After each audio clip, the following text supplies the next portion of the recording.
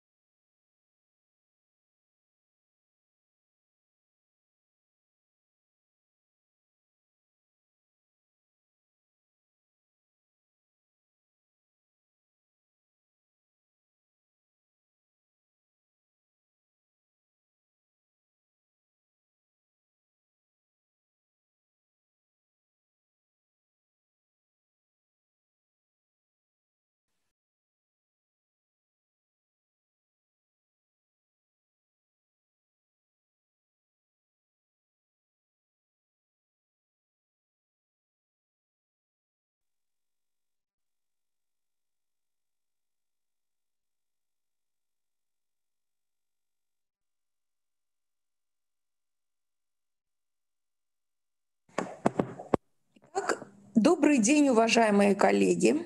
Я приветствую тех, кто по ту сторону экрана, я приветствую тех, кто здесь рядом с нами.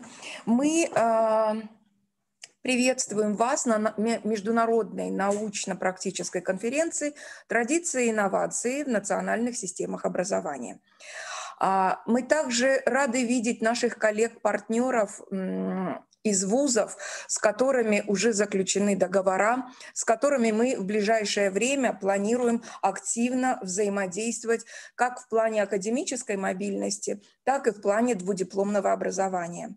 Целью работы нашего секционного заседания которая называется «Научно-проектное сотрудничество вузов-партнеров Евразийского образовательного реала», является обобщение, представление практики высшего образования, продвижение того инновационного опыта научно-педагогических коллективов, который уже сложился, и, собственно, позволит оптимизировать те механизмы, те процессы, которые происходят здесь и сейчас. В работе нашего секционного заседания принимают участие представители вузов-партнеров.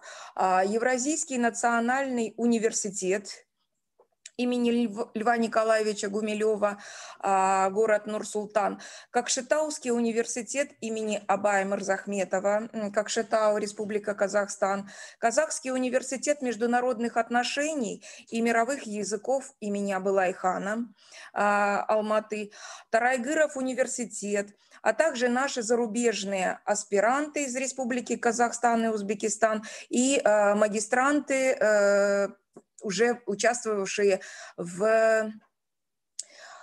по академической мобильности, в программе академической мобильности. Наша работа этой секции запланирована до 16 часов.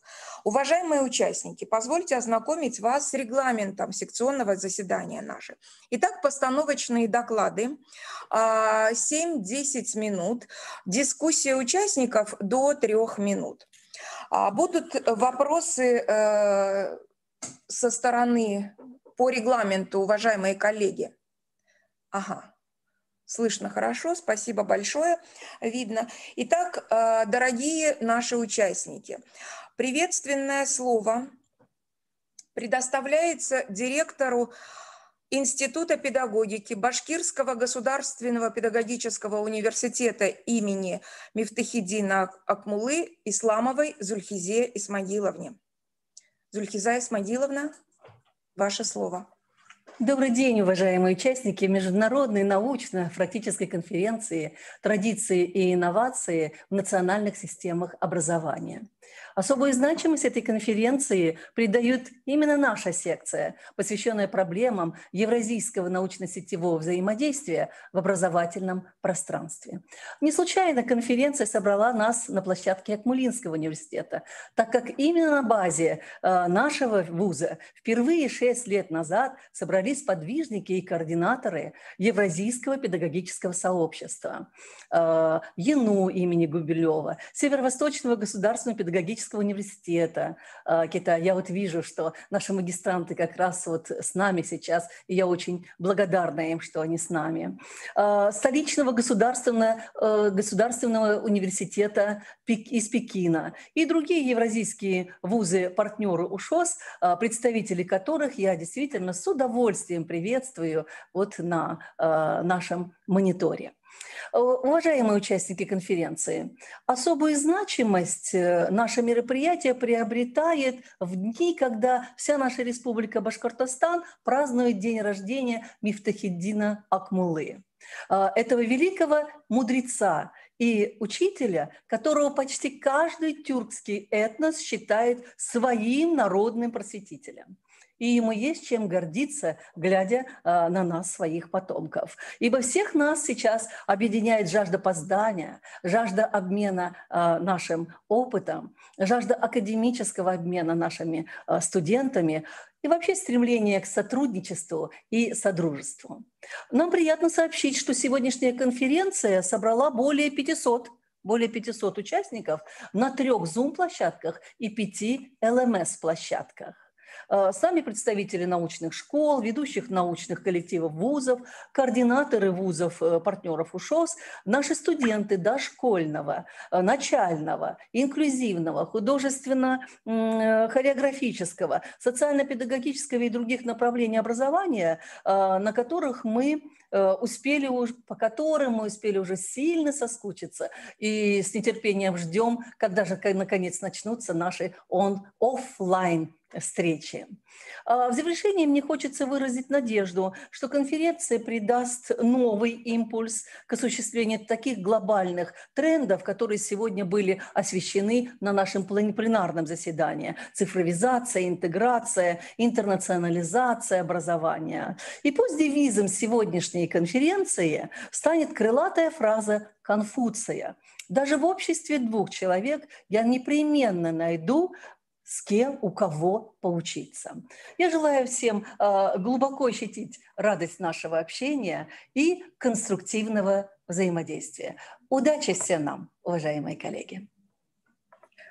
Спасибо большое, Зульфиза Исмагиловна. И мы начинаем, уважаемые коллеги, работу нашей секции.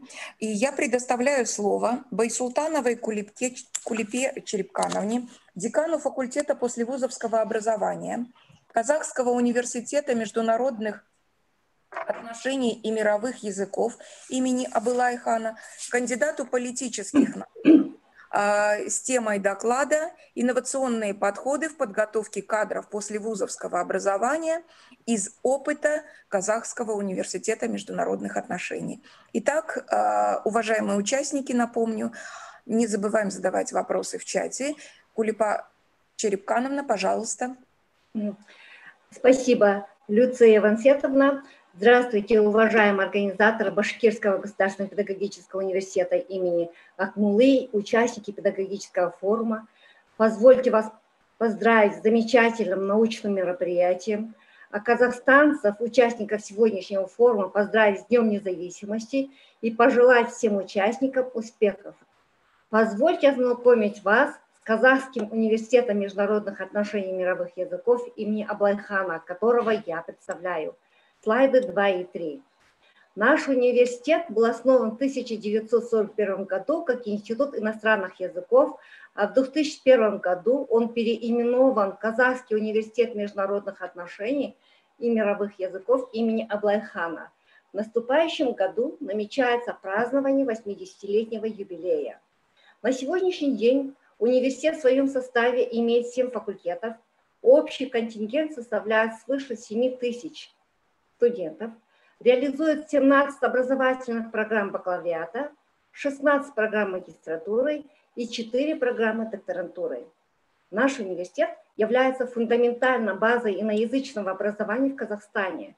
Автором концепции иноязычного образования является наш ректор, доктор филологических наук, академик Национальной академии наук Республики Казахстан Кунанбаева Салима Сагиевна. Позвольте перейти к докладу. Наблюдающийся с середины 90-х годов всплеск интереса молодежи к послевузовскому образованию – это ответ на возрастающую конкуренцию, которая требует специалистов высшей квалификации.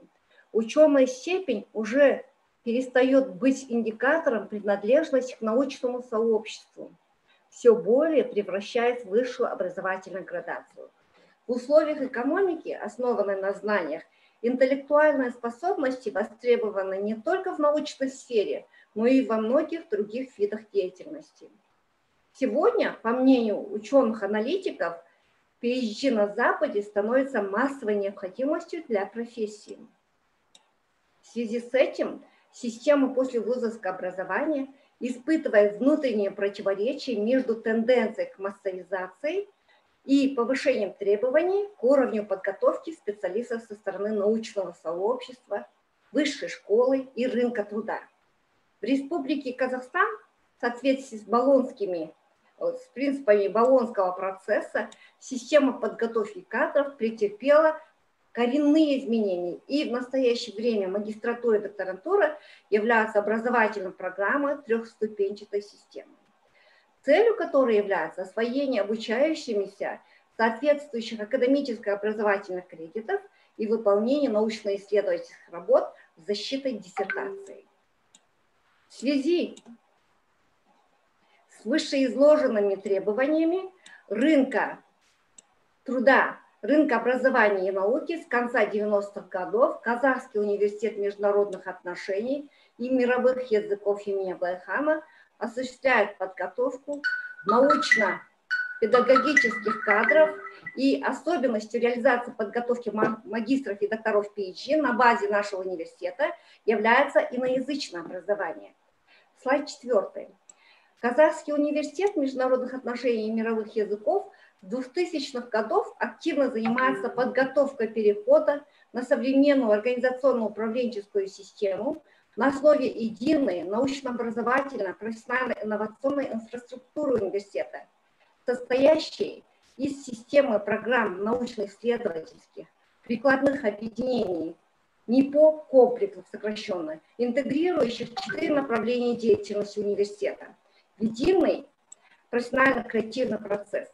Этот шаг обусловлен стратегией развития университета как инновационно интегрированного университета международно адаптивного типа, обеспечивающего подготовку конкурентоспособных, высококачественных специалистов в соответствии с международными образовательными стандартами и требованиями. Данная трансформация нацелена на обеспечение интеграции наука, образование, инновация, способствующие восприятию, интегрированной картины научно-образовательного процесса, осознание своего места в научном пространстве. В связи с этим в нашем университете осуществлялась огромная работа по поддержке динамики процесса перехода на комплексность и интегрированность управления научно-образовательной деятельностью университета по формированию научно-исследовательских и инновационно-прикладных школ, сокращенно НИПШ, и созданию научно-исследовательских прикладных лабораторий, сокращенно НИПЛ, а также поиск адекватных форм реализации. Специально созданная рабочая группа разработала требования и критерии по оценке деятельности научных школ и лабораторий. При этом основной акцент ставится на отражение научно-исследовательской проблематики прикладных лабораторий, тематики магистерских и докторских диссертаций. На 6-м слайде показана схематичная форма планирования научно-исследовательской работы. Важным условием реализации задач прикладных лабораторий университета является интеграция с работодателями, социальными партнерами, зарубежными исследовательскими центрами, с которыми налажено гармоничное сотрудничество. Практикуется приглашение ведущих специалистов из партнерских организаций для чтения лекций магистрантам и докторантам. Такая схема работы представлена на слайде 7. В процессе научной и экспериментальной исследовательской работы во время исследовательской практики и стажировки на базе научно-исследовательских институтов, также на базе научно-исследовательских прикладных лабораторий нашего университета совместно разрабатывается научно-образовательная, учебно-методическая и энциклопедическая справочная продукция, которая в дальнейшем внедряется в учебный процесс и пополняет научную базу университета. На слайде 8 показана взаимосвязь образовательного процесса научной работы университета, а на слайде 9 инновационного продукта как одно из направлений координационной работы науки и образования. В целях реализации основных стратегических направлений КАЗ-УМО имени Аблайхама ежегодно модифицируются образовательной программой. При разработке программ профессорско-преподавательский состав выявляет виды информации, знаний, опыта, которые обучающиеся должны переносить в сферу труда, знать особенности развития образования науки для внесения в содержание программы обучения. Наиболее значимые проблемы обсуждаются на теоретико-методологическом семинаре. По коллегиальному решению определяются дисциплины, отражающие актуальные вопросы науки и образования. Современные подходы к обучению предполагают изменение педагогической парадигмы послевузовского образования, предполагающие переход от трансляции знаний от преподавателя к обучающимся, к освоению ими знаний, формированию когнитивных и предметных и общих компетенций. Особый акцент ставится в формировании у магистрантов и докторантов научно-исследовательской, межкультурно-коммуникативной, профессионально-идентифицирующей, методологической, теоретико-поисковой и других компетенций. На слайде 10 продемонстрирован цикл подготовки компетентного выпускника. Уникальным конкурентным преимуществом университета является система современно востребованных специализаций профилей, как обязательных мейджоров, так и элективных майнеров, с обязательно их корпоративной с работодателями, заказчиками аттестацией. Майнеры, как учебный цикл в рамках образовательных программ, представляют дополнительную образовательную траекторию для обучающихся, то есть дисциплины непрофильного направления подготовки относятся к вариативной части образовательной программы и реализуются на выбор обучающимся. На слайде 7 продемонстрирована данная система. На слайде 11 майнеры и мейджоры образовательной программы «Педагогика, психология» ближе к теме сегодняшнего форума. Компетентностная модель выпускника послевузовского образования, разработанная КАФ ОМО и МЯ, представляет собой комплексный подход к определению компетенции. К примеру, на слайде 12 показана компетентная модель выпускника магистра образовательной программы «Педагогика и психология». Программа послевузовского образования ориентирована на расширение возможностей подготовки специалистов на основе образовательных технологий, новых форм интеграции учебного процесса с научной инновационной деятельностью. Решение данной задачи направлено на дальнейшее углубление междисциплинарного подхода обучения. Сегодня мы наблюдаем сильное влияние прорывных технологий на сферу высшего и послевузовского образования. Система цифровизации в образовательном процессе требует совершенно новых подходов к методике преподавания. Переход от практики передачи знаний к формированию навыков креативного и логического мышления. Умение оперативно находить нужную информацию и успешно применить ее в процессе приобретения профессии.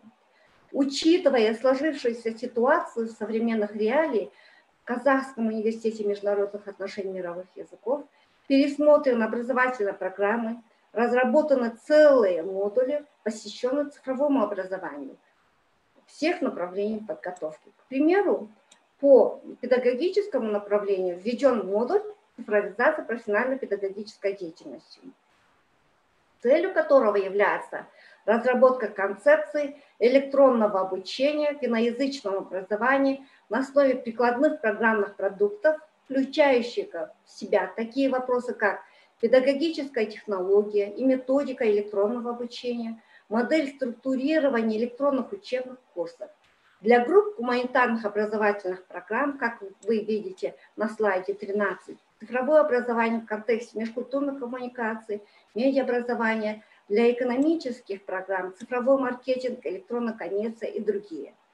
В целом, подготовка научно-педагогических кадров на базе Казахского университета международных отношений и мировых языков осуществляется в свете реализации стратегического направления социально-экономического развития Казахстана. В этом направлении интеграция образования, науки и производства позволит учитывать интересы всех участников такого сотрудничества.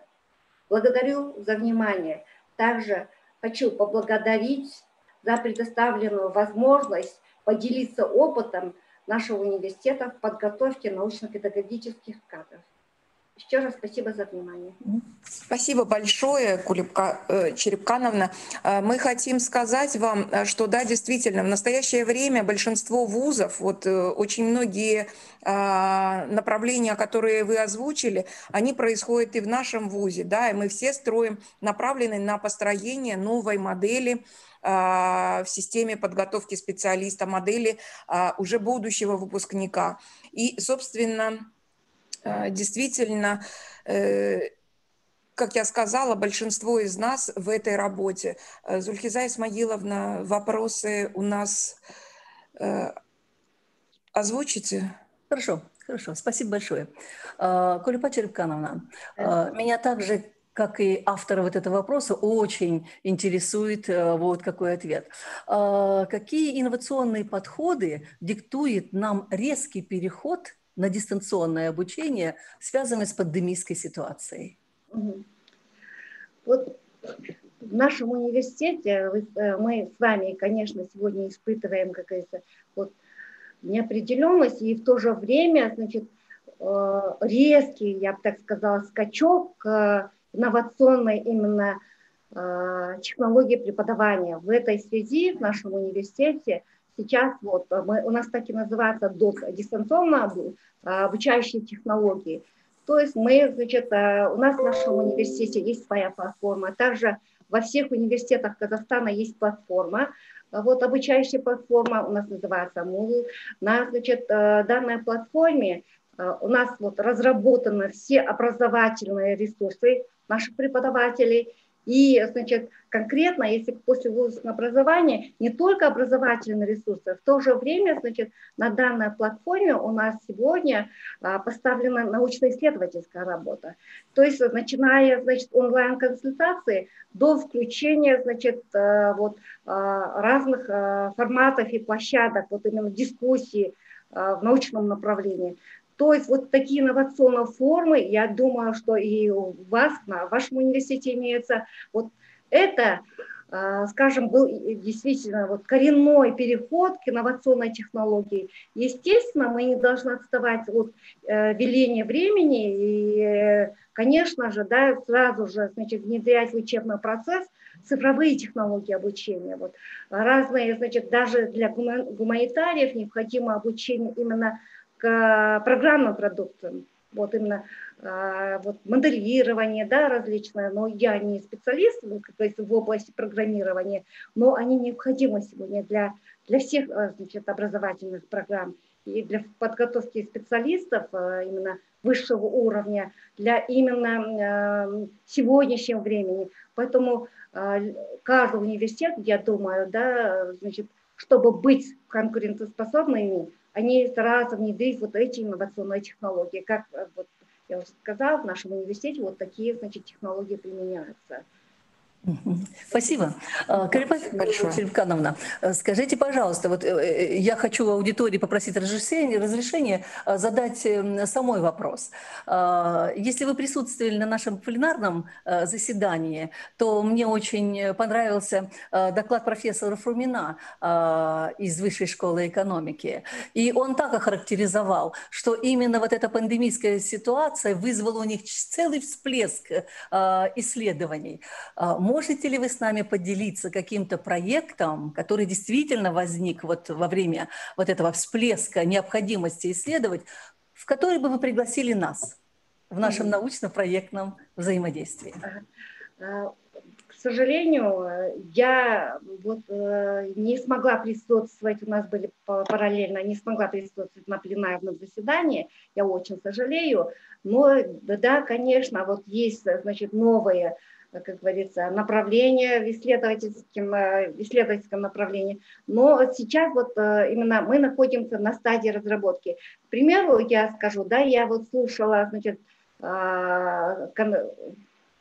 вот секционное заседание университета УШОС, и мне очень понравилось вот цифровой именно шелковый путь. Так? То есть это вот совершенно новое направление. Так как я как политолог вот занимаюсь этой темой, и меня это очень заинтересовало. Сейчас в нашем университете тоже уже имеются как первые шаги к дальнейшей разработке. Мы занимаемся, у нас есть институт Конфуция, да, мы занимаемся вот этим проектом, да, международным проектом. У нас уже разработаны учебники, да, учебные пособия. У нас есть очень амбициозные задачи в этом направлении, да.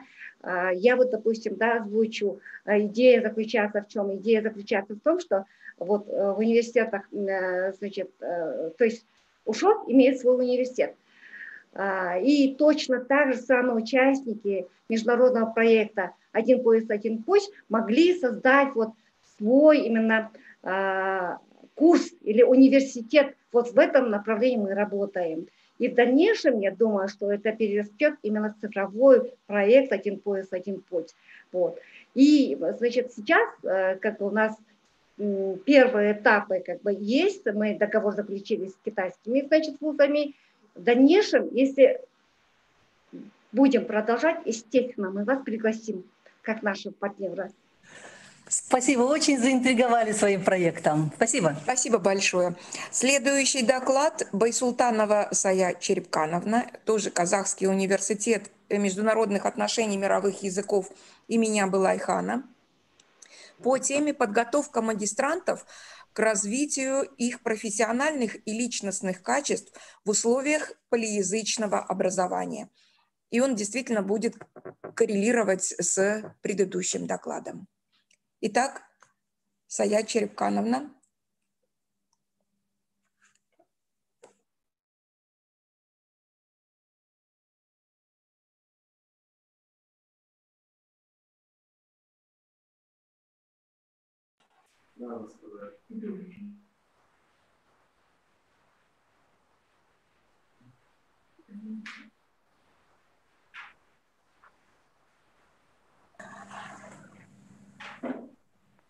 Саят Черепкановна, пожалуйста, мы вас слышим, но пока не видим. Good afternoon, everyone. Yes, we are listening to you. Можно, sorry for errors, technical errors. Could you put the next slide, please? The second one.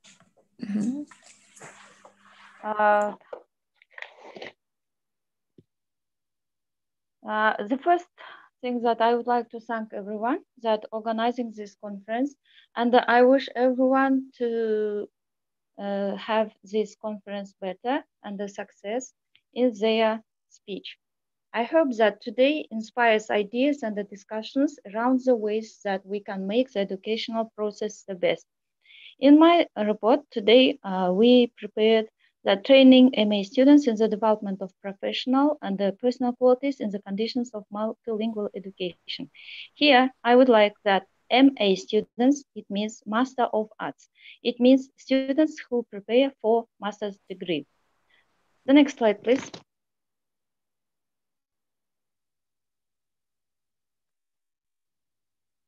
Kazakhstan, as you know, it's a multinational country. So there is necessity to ensure the competitiveness of the country and its citizens. The most important strategic task of education in Kazakhstan is to preserve the best Kazakh educational traditions. On the other hand, is to provide graduate students with international qualification qualities to develop their linguistic consciousness, which is based on the mastering the state, native, and the foreign languages. According to this, there was accepted the cultural project Trinity of Languages, which is proposed which is necessary to develop 3 languages. And here the cultural project was accepted, named Trinity of Languages.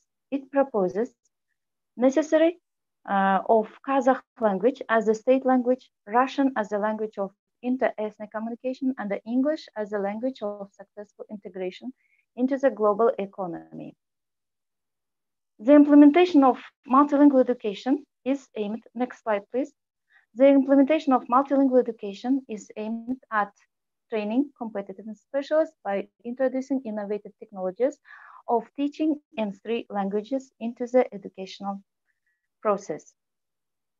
The principles of multilingual education are built in accordance with the basic principles of education and the science, and they are aimed at internalization, successful adaptation of graduate state students in the international labor market. Next slide, please. The objectives of multilingual education is to create a multilingual environment at educational institutions, create conditions for the development of professional competence of students through the implementation of multilingual education, introduce 3 language learning at the university, develop educational and methodical support. Training MA students in the conditions of multilingual education is the most effective ways to develop professional and personal qualities. It is that we have the study of the disciplines that is mandatory component of the disciplines. For the first, we use foreign languages. It gives the requirements of state educational standards of higher education approved of the Ministry of Education and the Republic of Kazakhstan. Another is the site is compulsory study of foreign languages that are special disciplines that are taught in a foreign language, such as innovative activity of the manager. This is for specialty pedagogy and the psychology. Next discipline is pedagogical. For pedagogical measurements, we use pedagogical measurements in the countries of international independent states, countries, and the Republic of Kazakhstan. The successful implementation of this direction is facilitated by the functioning of multimedia language centers at the university, equipped with modern digital audio and video equipment, computers connected to the internet, interactive whiteboards, and other means of compensate for the lack of language environment. To improve the quality of education and increase the number of special subjects studied in a foreign language will be the provisions of basic education for teaching staff who read special disciplines and a professionally oriented foreign language. Teaching special courses in English by the teaching staff is used through innovative technology called content language integrated learning. Next slide, please. Next slide. Before. This content language integrated learning, this covers educational approach, which have additional language, is used for the learning and the teaching of both content and the language. This is teaching and the learning process consists of two main aims. They are, the first aim is related to the subject, topic, and the theme. Next aim is linked to the language. Using these innovative methods, our university tried to develop master MA students' professional and personal qualities. What are the professional qualities we used in the conditions of multilingual education? Next slide, please. The first is professional. This means keeping knowledge and the skills current, being honest and reliable by producing high quality work and meeting deadlines. Another is research skills. It means exhibiting the capacity for critical thinking and analysis, using knowledge to solve problems creatively, working collaboratively with people from different disciplines and cultures. One of the main skills is managerial. It means planning, decision-making, problem-solving, and communication. The next is personal quality. It has public speaking, writing skills, planning, conceptualizing, organizing, and prioritizing, analyzing quantitative and qualitative data. The last one is psychological. It covers an understanding psychological and emotional, cognitive, and social determinants of behavior. Familiarity and experience with the psychological research methods, including data collection and analysis. Knowledge of research ethics. In conclusion, I would like that the development of professional and personal qualities of MA students is an urgent problem, not only in Kazakhstan, but also in the world community. The solution to this problem is associated, next slide please, is associated with the modernization of the content of education. Thus, we believe that multilingual education makes sense to develop the professional and the personal qualities of MA students at the university. And this will provide an opportunity to carry out effective professional communication in their native and foreign languages. Thank you very much for your attention.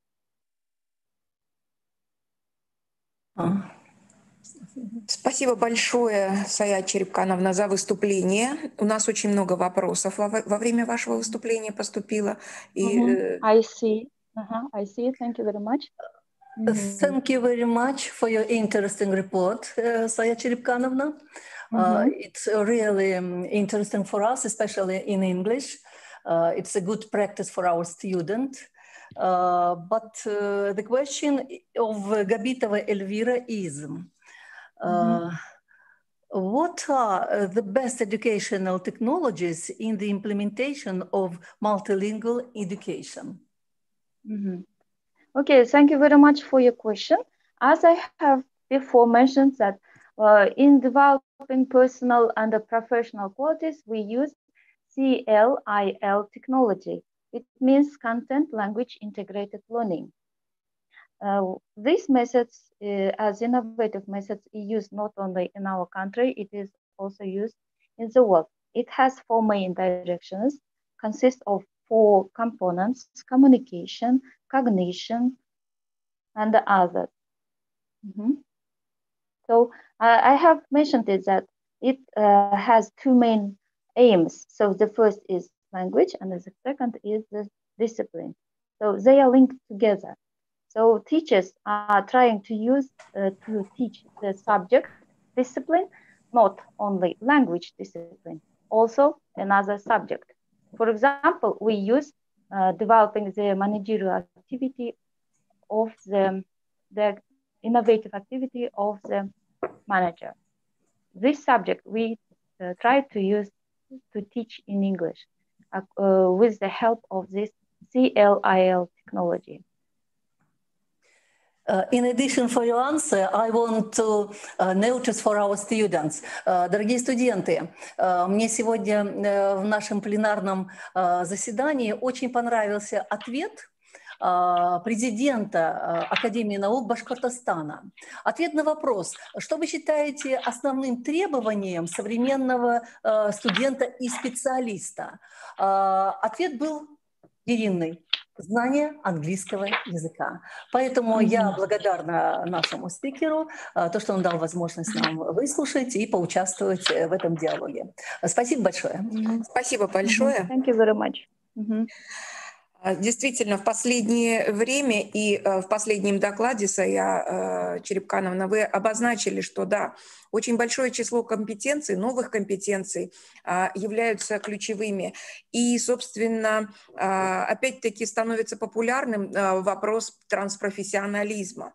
И, собственно, об одном из этих направлений нам расскажет наш давний коллега Марзия Пазыловна Асылбекова, Евразийский национальный университет имени Гумилева, доцент кафедры социальной педагогики и самопознания, с докладом «Развитие трансверсальной компетенции будущих учителей в контексте цифровизации». Пожалуйста, Марзия Пазыловна, вам. Уважаемые коллеги, здравствуйте, рада вас видеть. Вам всем успехов. Сегодня у вас плодотворная работа идет. Я участвовала в ваших открытии, первоначальное выступление ректора ваше слушала очень, министра образования Башкортостан и так далее, наши коллеги. Да? Позвольте нам перейти, Люция Ванцетовна, что делать сама демонстрация, потому что я некоторые как бы корректировку сделала, сократила кое-где, поэтому дайте мне демонстрацию самой делать. Да, конечно, можете запускать. Все, вам всем видно? Да, видно, появилось. Ага, спасибо. Вот вы, как сказали, тема моей вступления – развитие трансверсальной компетенции будущих учителей в контексте цифровизации. Что такое вообще цифровизация? Извините, следующее. Цифровизация – тренд, которому следуют страны, стремящиеся развивать конкурентоспособность экономику и улучшить качество жизни населения. Учет трансформационных процессов образования может решить проблему подготовки конкурентоспособных специалистов в сфере искусственного интеллекта и обширных данных, что в итоге приведет к формированию трансверсальных компетенций специалиста и приложит путь к быстрому технологическому развитию экономики. Определенная роль в подготовке специалистов, наиболее адаптированных к глобальной конкуренции в сфере образования, принадлежит цифровизации.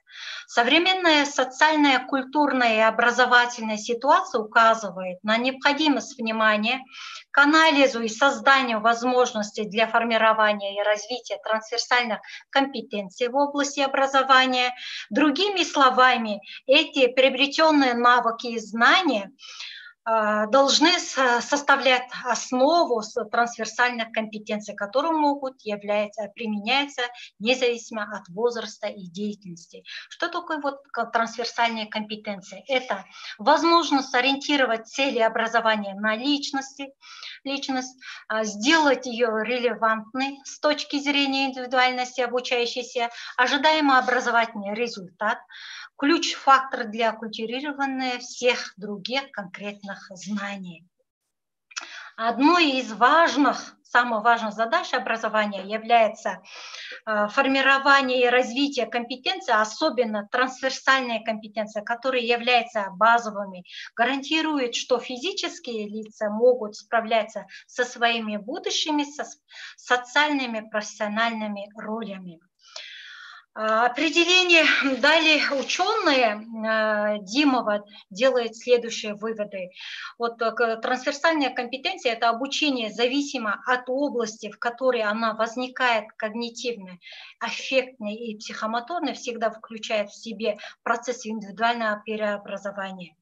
Следующее. Обучение. В контексте обучения глубоко начался взаимосвязь. Обучение всегда является диалектным, независимо от того, что является ли он сделанным напрямую или взаимодействие с продуктами, созданными другими.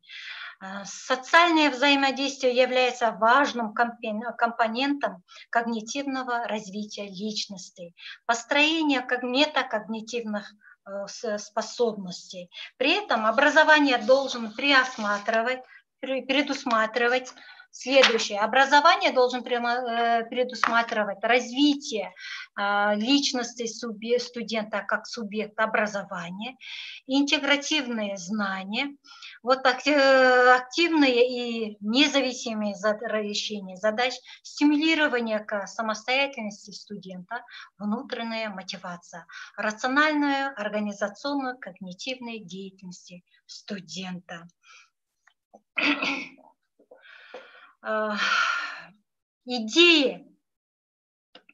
Идеи модернизации образования и внедрения инновационных подходов в процессе обучения обычно ограничивается. Способность студентов свободно справляться с различными источниками информации, приобретенным навыков и компетенций, которые гарантируют последующее саморазвитие, использованием современных информационных технологий, развитием активного критического мышления и гражданской позиции. К трансверсальным компетенциям относится предоставляющая особую значимость как для отдельных граждан, так и для сообщества полезные разнообразных сфер жизнедеятельности, важные для всех и не только для квалифицированных специалистов. В условиях глобализации, экологической неустойчивости, демографических сдвигов и иммиграции необходимо сфокусировать внимание на непрерывное обучение и развитие трансверсальных навыков в системе педагогического образования.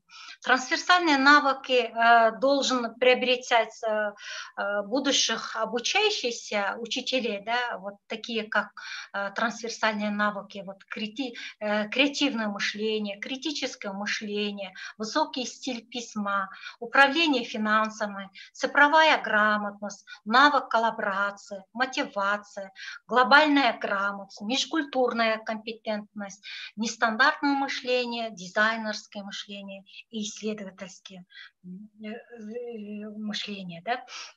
Вот такие навыки наши будущих учителей должны иметь при обучающихся в сфере вуза, вот в стенах вуза.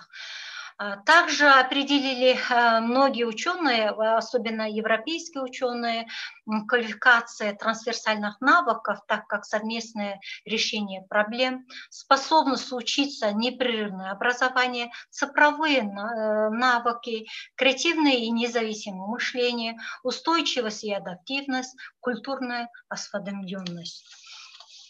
Так же, как целесообразно систематизировать и конкретизировать важность для формирования и развития трансверсальных компетенций в пределах учебной программы по всем предметам, а также ожидаемые результаты на уровне документации образования. Так как является специальная подготовка и квалификация преподавателей направлена на систематически ориентированные на достижение целей внедрения, основных методологических подходов, а также необходимых технологий для развития трансверсальных компетенций, связанных с соблюдением конкретных дидактических принципов и условий для обеспечения необходимой эффективности. Все это является основной для расширения исследовательской программы, такие как образовательная программа, как трансверсальная компетенция, как они интегрируются в учебные программы с учетом их междисциплинарного статуса, дизайн образовательного и среды в современных вузах, переобразование профессиональное, подготовка современных преподавателей, способов формирования профессионального профиля преподавателей в качестве эксперта, консультанта, посредника и модератора в ходе формирования и развития знаний. Благодарю за внимание. Есть ли вопросы? Кратко так для... Спасибо большое, Марзия Пазиловна. Лучшее обсуждение. Слушаю вас, если есть вопросы. Мария Пазиловна, прежде всего позвольте мне выразить мою личную признательность вам, поскольку вот уже 6-й год вы с нами и заботитесь о наших УШОС-магистрах, которые приезжают к вам. Спасибо вам большое. Спасибо и вам кому, большое. как не вам, в общем-то, наблюдать за динамикой их развития. Отсюда и вопрос. Вопрос от Габитовой Эльвиры.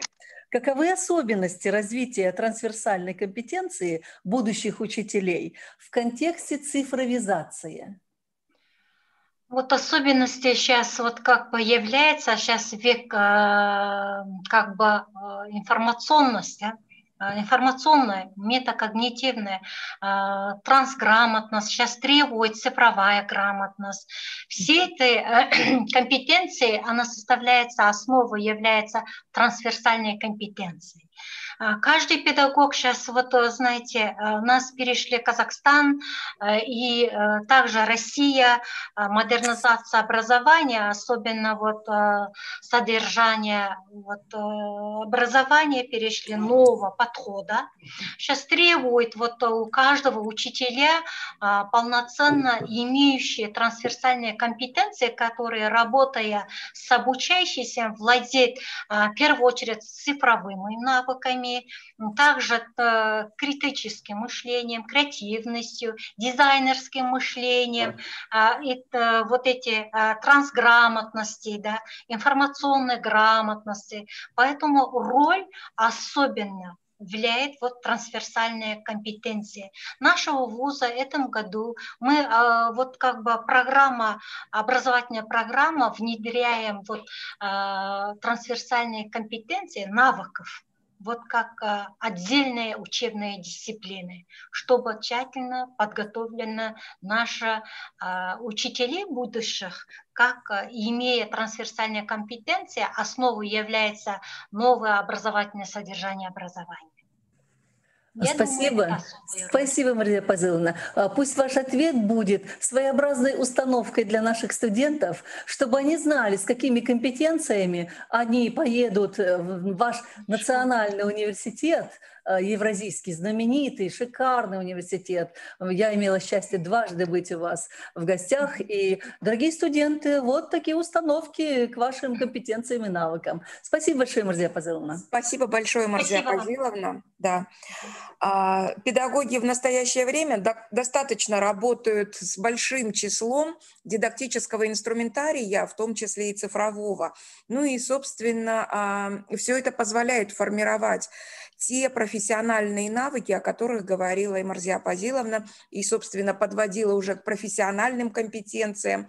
И этот же аспект осветит Жазира Есенкелдиевна Абдыхалыкова, докторант PhD, доцент кафедры социальной педагогики и самопознания ЕНУ имени Льва Николаевича Гумилева. И доклад будет звучать как развитие метакогнитивных навыков студентов в условиях дистанционного обучения.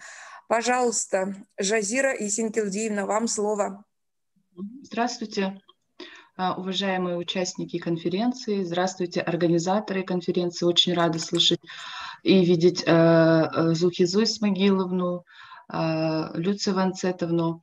Я бы вот начну немножко с темы, значит, развития метакогнитивных навыков студентов в условиях дистанционного обучения. И я бы хотела, и вы видите на слайде у меня стоит флаг Казахстана, и это не зря, потому что у нас Республика Казахстан отмечает День независимости. И вот в связи с этим я хотела осветить данный праздник и вашу конференцию, что мы, несмотря на праздничные дни, с вами сотрудничаем, работаем и всегда готовы к сотрудничеству. Спасибо. Следующий слайд можно. Тема моего доклада – развитие метакогнитивных навыков студентов в условиях дистанционного обучения. И это не зря. Данная тема очень актуальная и проблемная. Почему? Потому что пандемия COVID-19 сильно повлияла не только на мировую экономику, но и также потрясла сектор образования, вынудила временно закрыть многие школы и колледжи. Университеты почти во всем мире перешли на дистанционное обучение.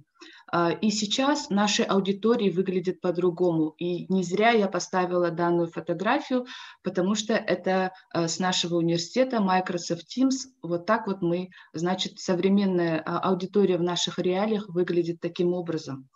Из-за закрытия университета в период пандемии мы больше не ходим в общее пространство, чтобы учиться вместе в физической близости. У академического сообщества не было достаточно времени, чтобы подготовиться к этой новой модели. И вместе этого мы находимся в разгаре экстренного дистанционного обучения со значительными последствиями для метапознания преподавателей и студентов. Особую значимость в перенасыщенном информационном поле дистанционного обучения приобретает способность наших студентов критически и творчески отбирать, обрабатывать необходимую информацию. И это тоже очень много в связи с этим проблем, и это подтверждают последние исследования об опыте студентов во время пандемии COVID-19 на основе анкетирования студентов, обучающихся в Европе в апреле 2020 года. И большинство наших европейских студентов отметили, что их успеваемость ухудшилась из-за отмены занятий в реальном формате. Также выявлены такие проблемы, как неумение организовывать свое рабочее время, недостаточное владение цифровых навыков. Студенты часто чувствовали разочарование, тревогу, скуку. Более постоянное присутствие в сети и круглосуточная работа на компьютере, а также более сложное взаимодействие участников образовательного процесса создает разные дополнительные риски для обучения и в то же время для здоровья. Можно следующий слайд. И в связи с этим возникает вопрос, как изоляция влияет на метапознание наших студентов. Конечно, мы сейчас не сможем ответить конкретно, точно на данный вопрос. Мы это сможем выяснить только по мере развития ситуации, и это, несомненно, окажется сложной картиной. Хотя некоторые студенты будут продолжать добиваться успеха и даже находить новые источники мотивации и пересмотреть свои стратегии обучения, но также будут те студенты, которые будут снижены метакогнитивные навыки, которые очень хорошо развиваются в реальном обучении. И хочется сказать, что в информационную цифровую эпоху, именно в процессе дистанционного обучения, сейчас каждый студент сам становится ответственным за собственный образовательный процесс. Происходит переход от горизонтального построения учебного процесса к идее самоорганизации обучающегося, основанной на креативности и индивидуальности. Поэтому развитие метапознания, метакогнитивных навыков, повышение их мотивации дает возможность им преодолеть барьеры дистанционного обучения. Следующий слайд. Что такое вообще метакогнитивные навыки? Давайте перейдем к этому. Одним из ученых, это в 1970 году Джон Флавилл, значит, ввел в науку данную теорию, и метакогнитивные процессы, либо метапознание мы говорим, это простыми словами мышление о мышлении. Следующий слайд. И я привела здесь несколько ученых, которые рассмотрели. Значит, есть знание и контроль над собственным мышлением и учебной деятельностью. Это то, что позволяет студенту ставить точные стратегии в контексте конкретной проблемы, извлечь и применить эту стратегию в аналогичном, но новом контексте. Следующий слайд. Ну и вот, как я вам уже сказала, метапознание состоит из двух компонентов. Это в первую очередь когнитивная составляющая, да, и следующее контроль, то есть контроль над познавательными процессами. И можно следующий слайд. И Флейвилл выделяет три компонента метапознания. Это познание себя в качестве ученика, то есть работать над своими мыслительным процессом, то есть постоянно думать, почему у меня так получилось, как я могу еще лучше сделать, в каких ситуациях я быстро запоминаю, в каких ситуациях мне необходима помощь. То есть, когда мы анализируем свою мыслительную деятельность, это помогает в дальнейшем обучаться студенту еще лучше. Ну и следующее, знание, понимание, оценка целей и заданий. Ну и третье, это мониторинг. То есть вторая, третья составляющая, это вот то, что мы уже сказали, контроль. Да? Если первая, это когнитивная составляющая, вторая, третья, это более, значит, регулирующая составляющая. Следующий слайд. То есть что-то в метапознание вообще в период, во время пандемии, она должна уже перейти из скрытой учебной программы университета в явную. Почему? Потому что факторы, важные для метапознания студентов, включая саморегулируемое обучение, следует называть набором навыков, имеющих центральное значение для академического и жизненного обучения. И здесь также важно помочь студенту именно развивать метакогнитивные навыки в процессе экстренного дистанционного обучения, в которых мы сейчас с вами находимся. Можно следующий слайд. Метапознавательные навыки, значит, помогает запоминать, понимать материал, анализировать. Ну, такие вот простые вопросы, например, как могу ли я это запомнить, нужно ли мне это запоминать, действительно ли я освоил эту тему, да, тоже помогают развивать метакогнитивные навыки. То есть здесь больше идет процесс, анализ своего мышления обучающимся. Ну и, конечно же, да, такие вопросы можно задавать и студентам в процессе обучения, онлайн-обучения. Например, что у тебя лучше получается, почему, а как ты пришел к этому вопросу, да, как ты вообще понял, что этот вариант правильный, да, то есть такие вот вопросы, они помогают студенту анализировать и развивать их метакогнитивные навыки. Следующий слайд. Ну и вот техники по обучению метапознавательных навыков. Я думаю, что многие из вас уже знакомы с этими техниками, стратегиями их по-другому называют, но я хотела бы обратить внимание на последние, то есть на графики. То есть я всегда студентов в процессе онлайн-обучения, то есть в качестве СРО даю им сделать интеллектуальные карты, mind map мы их называем. То есть это дает им возможность систематизировать свои знания по данному курсу или по данной лекции. То есть то есть здесь уже почему-то данные методики, они актуальны, потому что, во-первых, они списать не могут, да, потому что они непосредственно должны работать с моим материалом, который я им даю, но и в то же время дает им возможность систематизировать те знания, которые они получили. Следующий. Ну и также здесь привела из своего опыта, то есть такие фразы, как, то есть закончить такие фразы, данный курс мне нужен для, больше всего на занятиях я люблю, то есть или даже вот такие, как я научился, я допустил следующие ошибки, почему, для меня было трудно, такой-то, такой-то компонент, почему.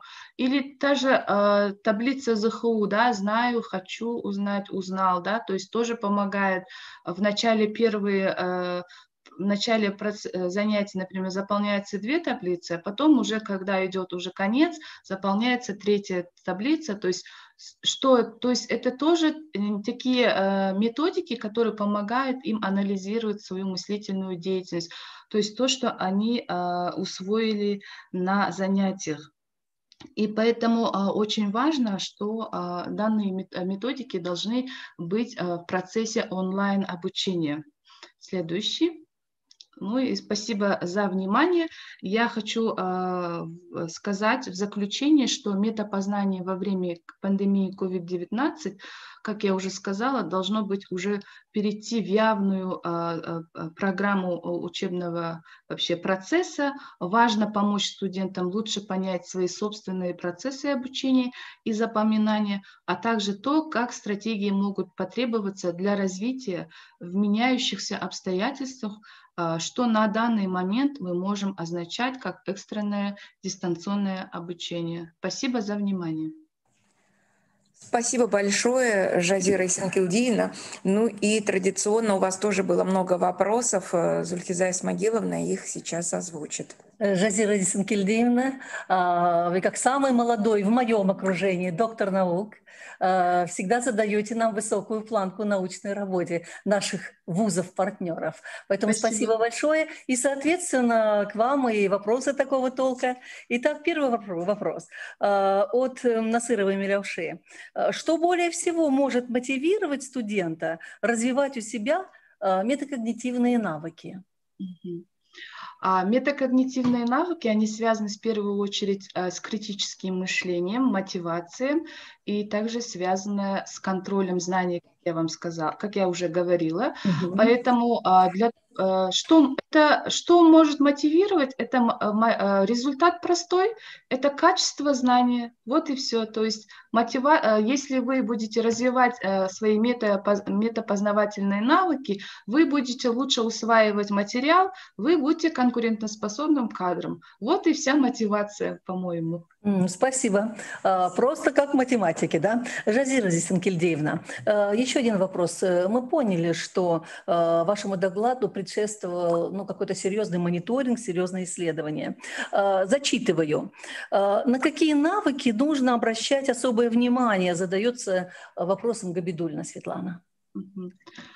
Навыки в процессе обучения, наверное, я думаю, что универсальные навыки мы не должны забывать, потому что это база.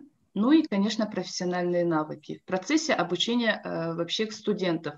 Но в универсальные как раз компетенции, да, входит вот это метапознание, критическое мышление, то, что мы с вами обсуждаем, то есть это важно. И я всегда говорю, что это база, то есть это фундамент.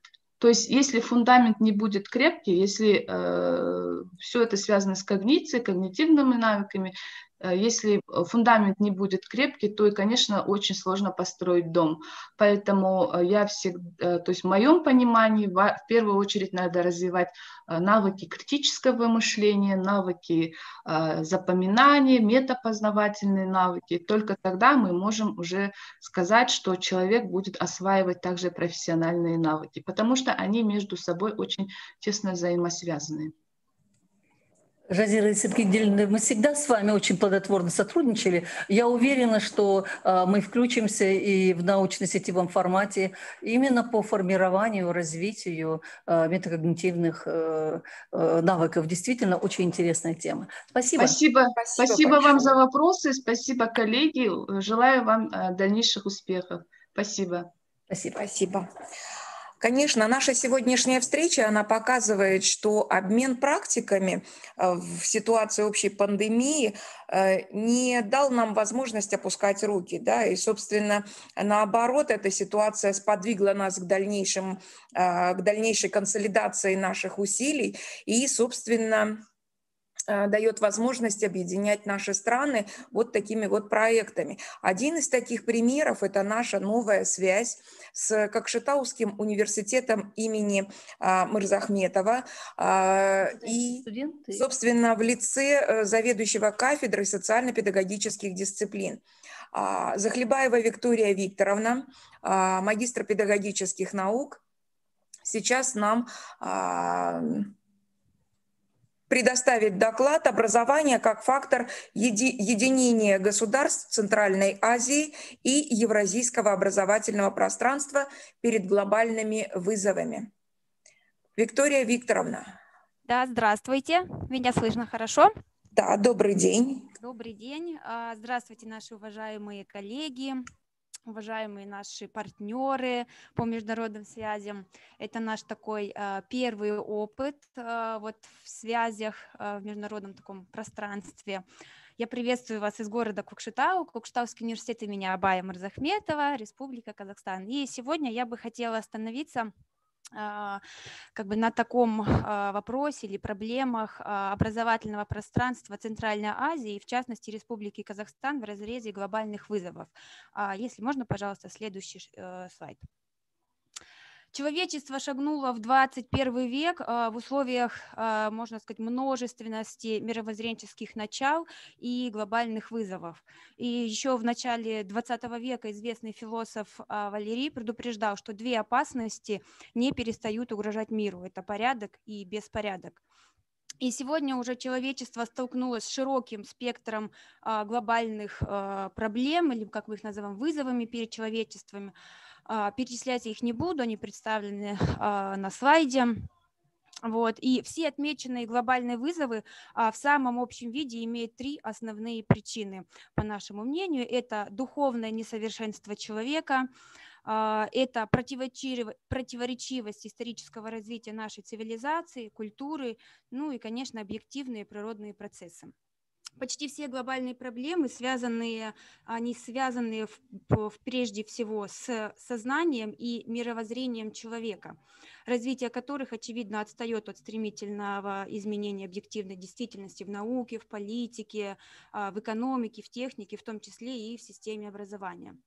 В условиях современной цивилизации как бы в сотни тысяч раз обостряется ответственность человека за свою деятельность. Можно, пожалуйста, следующий слайд. И здесь поэтому главное средство преодоления глобальных проблем – это, конечно же, духовное преобразование человечества, развитие нового планетарно-космического мышления, гуманитарного мировоззрения, которое будет ориентировано на общечеловеческие ценности, нравственные, экологические и культурные приоритеты. Образование, наука и искусство – это как бы все то, что относится к сфере подлинной духовной культуры человечества, и поэтому является главными средствами преодоления глобальных проблем человечества. Следующий слайд, пожалуйста. Перед глобальными вызовами Казахстан ориентирован… Можно, пожалуйста, да, следующий слайд? Перед глобальными вызовами Казахстан ориентирован в первую очередь на развитие сотрудничества в области образования и науки с другими государствами и международными организациями. Как уже известно, в 1997 году в числе первых Казахстан подписал и ратифицировал Лиссабонскую конвенцию о признании квалификации относящихся к высшему образованию в европейском регионе, что автоматически сделало страну участником ряда международных программ, в том числе и Болонского соглашения. С момента подписания Болонского соглашения Казахстан столкнулся с такой ситуацией, когда национальная обособленность вузов противоречит перспективам интернализации и глобализации.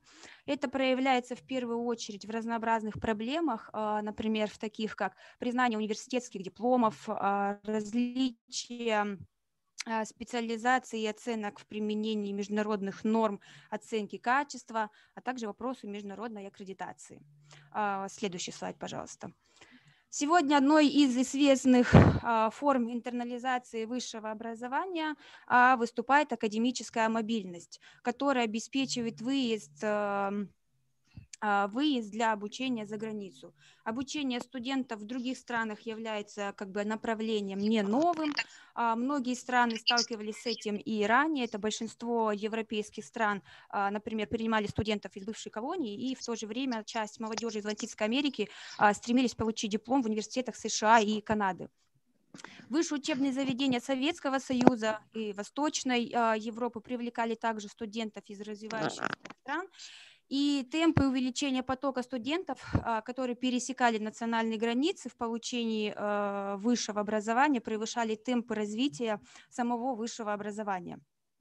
Если мы обратимся к данным ЮНЕСКО, то уровень международной мобильности студентов за последние 25 лет вырос на 300%, а к 2025 году число студентов, обучающихся за рубежом, составит около 5 миллионов. Постепенно потоки иностранных студентов стали восприниматься большинством принимающих стран больше как торговля, нежели помощь, поскольку во многих случаях иностранные студенты полностью оплачивают свое обучение. Во многих образовательных учреждениях, особенно в англоязычных странах, доход, полученный за счет оплаты за обучение иностранными студентами, является существенным прибавлением к ежегодно сокращающимся вузовским бюджетам, без которых многие вузы не смогли бы существовать. Следующий слайд, пожалуйста. Также международный рынок образовательных услуг, как бы превращаясь в сектор экономики, центральными элементами которого наряду с международным маркетингом образовательных учреждений и набором иностранных студентов также является международная мобильность профессорско-преподавательского состава. Данное явление среди социологов получило название как интеллектуальная миграция. Она как бы может быть двух видов, постоянной и временной. Причем временная представляет собой одну из форм международного научного сотрудничества, а постоянная, она как бы разнозначна иммиграции и получила название утечки мозгов. В широком смысле это выезд за пределы страны специалистов, занимающихся квалифицированным интеллектуальным или творческим трудом, а также потенциальных специалистов, студентов, аспирантов и стажеров. При этом существуют две концепции интеллектуальной миграции. Это концепция обмена знаниями и опытом и концепция, как мы ее называем, растраты умов, которая рассматривает интеллектуальную миграцию как чистую потерю для совокупной рабочей силы страны-экспортера. Отток квалификационных кадров подрывает как бы способность страны к социально-экономическому развитию, что ведет к снижению в нем уровня жизни. Также к специфическим причинам интеллектуальной миграции можно отнести возможность получать дополнительный опыт, возможность заниматься работой, которая недоступна на родине. Интеграция высшего образования является также и стимулирующим фактором развития, личностного развития, и часто процессы студенческой и преподавательской мобильности бывают так взаимосвязаны, что разделить их очень трудно. Здесь примером может служить, например, программы мобильности магистрантов и докторантов. Многие образовательные программы европейских и американских вузов включают период обучения, когда слушатель этих программ активно привлекается к преподаванию, например, на бакалаврском уровне. То есть программа мобильности аспирантов включает компонент обучения, исследования и преподавания. То есть таким уровнем, причиной нейтрализации академической мобильности студентов и преподавателей больше являются рыночные процессы, а не государственная политика. Можно, пожалуйста, следующий слайд. И здесь вот вхождение в мировое образовательное пространство открыло Казахстану возможность получения двудипломного образования. Реализация этой идеи является главным проектом для Казахстана. Сегодня существует такая возможность уже более чем в 70 казахстанских университетах, и академическая мобильность студентов обеспечивается на основе подписанных меморандумов о двудипломном образовании за зарубежными вузами. Казахстан практикует у нас два вида двудипломного образования, которые представлены на слайде. Первый из которых дает возможность параллельного обучения по двум образовательным программам с целью получения двух равноценных дипломов. И второй вид с целью получения одного основного и второго дополнительного диплома. То есть здесь преимуществами получения образования по такой схеме очевидны. То есть обучающиеся приобретают два диплома, которые имеют как бы законную силу. В этом случае все как бы находятся в плюсе, и студенты, обучающиеся, и вузы. Вузам дает это новую возможность сотрудничества и расширения своего потенциала. Но, однако, наряду с достоинствами есть и ряд проблем, с которыми сталкиваются вузы и студенты, и эти проблемы очень серьезные. Следующий слайд, пожалуйста.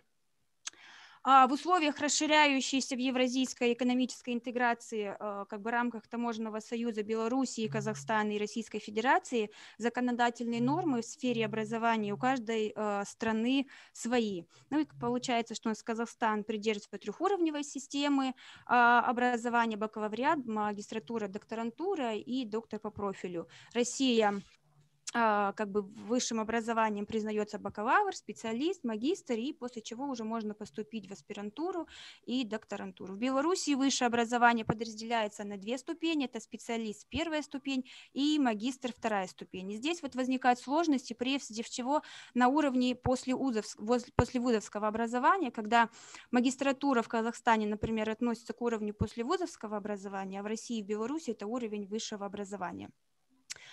В России, в отличие от Казахстана, в послевузовском образовании идет подготовка научных кадров в аспирантуре и докторантуре.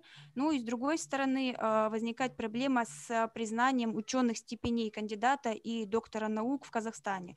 То есть здесь получается, что одним из требований для того, чтобы получить степень, нужно как бы приложить доказательства того, что мы обучились, то есть, как мы называем, транскрипт показать, да, в котором будет в этом документе должен быть прописаны пройденные академические дисциплины, практики, итоговые оценки, выпускные квалификационные работы и так далее. Но дипломы кандидата и доктора наук, если мы получаем их в странах СНГ, они не предусматривают приложений. То есть на практике в Казахстане не принимают ученые степени, полученные в России по завершению аспирантуры в форме соискательства и защиты диссертации. Вот как бы на личном опыте сама с этим сталкиваюсь. Поэтому, как бы подходя к концу, можно, пожалуйста, следующий слайд, он последний. Я считаю, что на сегодня настоятельно встают задачи, встают задачи унификации системы образования и преемственности ее на всех уровнях. И речь здесь идет прежде всего о международных стандартах, интегративных образовательных программах, в которых заинтересованы страны учащихся. Получается, мобильность обучающихся может быть реализована, когда есть возможность доучиваться в вузах других стран или получать более высокую квалификацию на следующих уровнях образования с учетом имеющихся результатов образования в своей стране. Как бы процедура признания документов об ученых степенях, полученных в странах СНГ, должна быть упрощена. И следует, может быть, принять соответствующий международный договор о признании ученых степеней, полученных в Республике Казахстан и Российской Федерации. Ну, здесь, подводя итог, в условиях интеграционных процессов на постсоветском пространстве только востребованность квалификации ученого, его научный рейтинг должны быть определяющими. И нормативные документы о признании либо непризнании об ученых степенях являются как бы тормозом в процессе интеграции науки и образования в странах. Вот такое вот небольшое сообщение я хотела донести. Спасибо за внимание. Спасибо большое, Виктория Викторовна. Очень интересно было, собственно, направление вы задали своим докладом в дальнейшем сотрудничестве. И Зульхиза Исмагиловна имеет вопрос, связанный с евразийским пространством. Дорогая Виктория Викторовна, меня вообще очень всегда волнует все, что касается интеграционных процессов, особенно между вузами и партнерами, потому что мы действительно, вот сидящими здесь 6-7 лет назад, начинали это великолепное взаимодействие. Виктория Викторовна, я хочу переадресовать вам вопрос наших китайских друзей, могу сказать, студентов, которые учатся у нас, магистранты из Северо-Восточного государственного университета. Вопрос такого формата, они на английском, можно я вам передам смысл этого вопроса? Они выражает свое опасение относительно того, что пандемия получила широкое распространение в Китае и сыграла большую роль в академических обменах. И это очень препятствует эмоциональному обмену между преподавателями и студентами. Вопрос, как у вас решается эта проблема и как можно повысить эффективность онлайн-обучения именно в этом формате? Будьте добры. Да, конечно. Just Как a бы на moment. практике... Да. Мгм. Одну секунду. Во-первых, я приветствую моих китайских студентов, my dear students, Chinese students. Your question I address to this speaker, and I will translate you in the chat. Welcome, you are listening to us. Пожалуйста, Виктория Викторовна.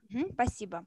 Хочу привести вот на примере нашего университета, как мы работаем в данном направлении.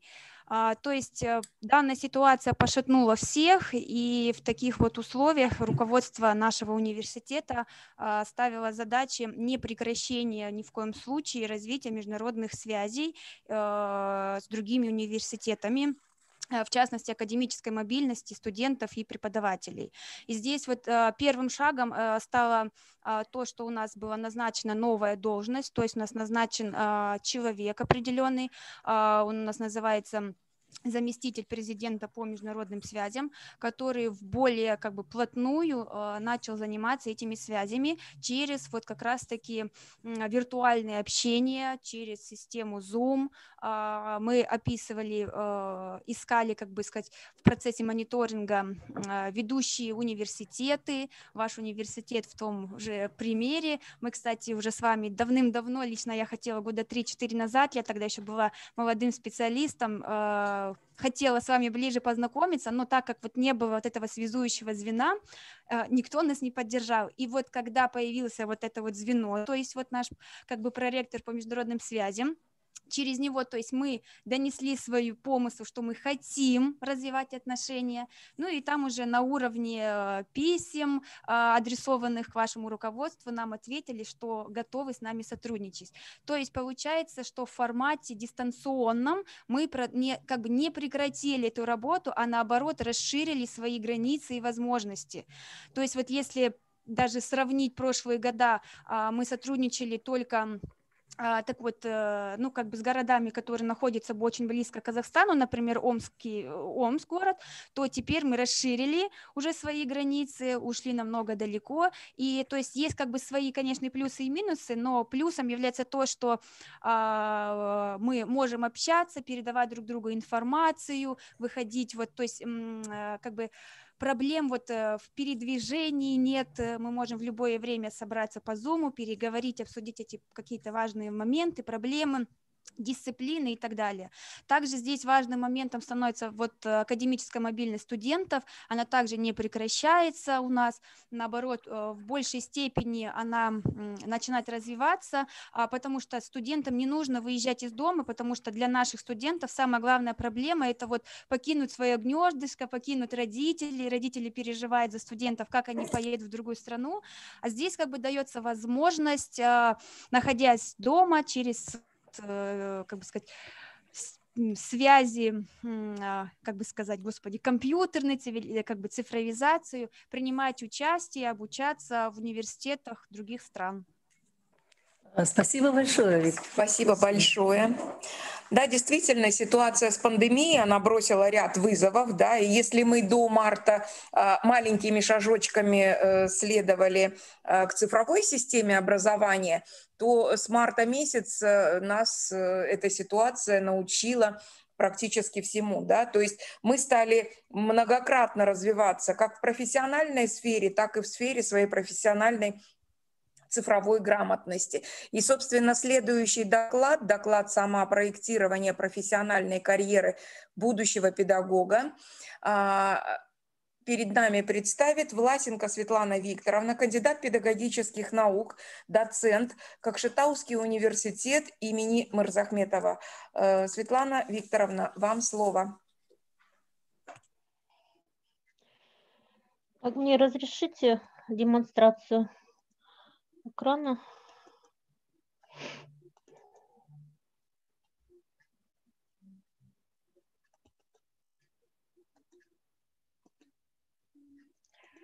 Ой, так.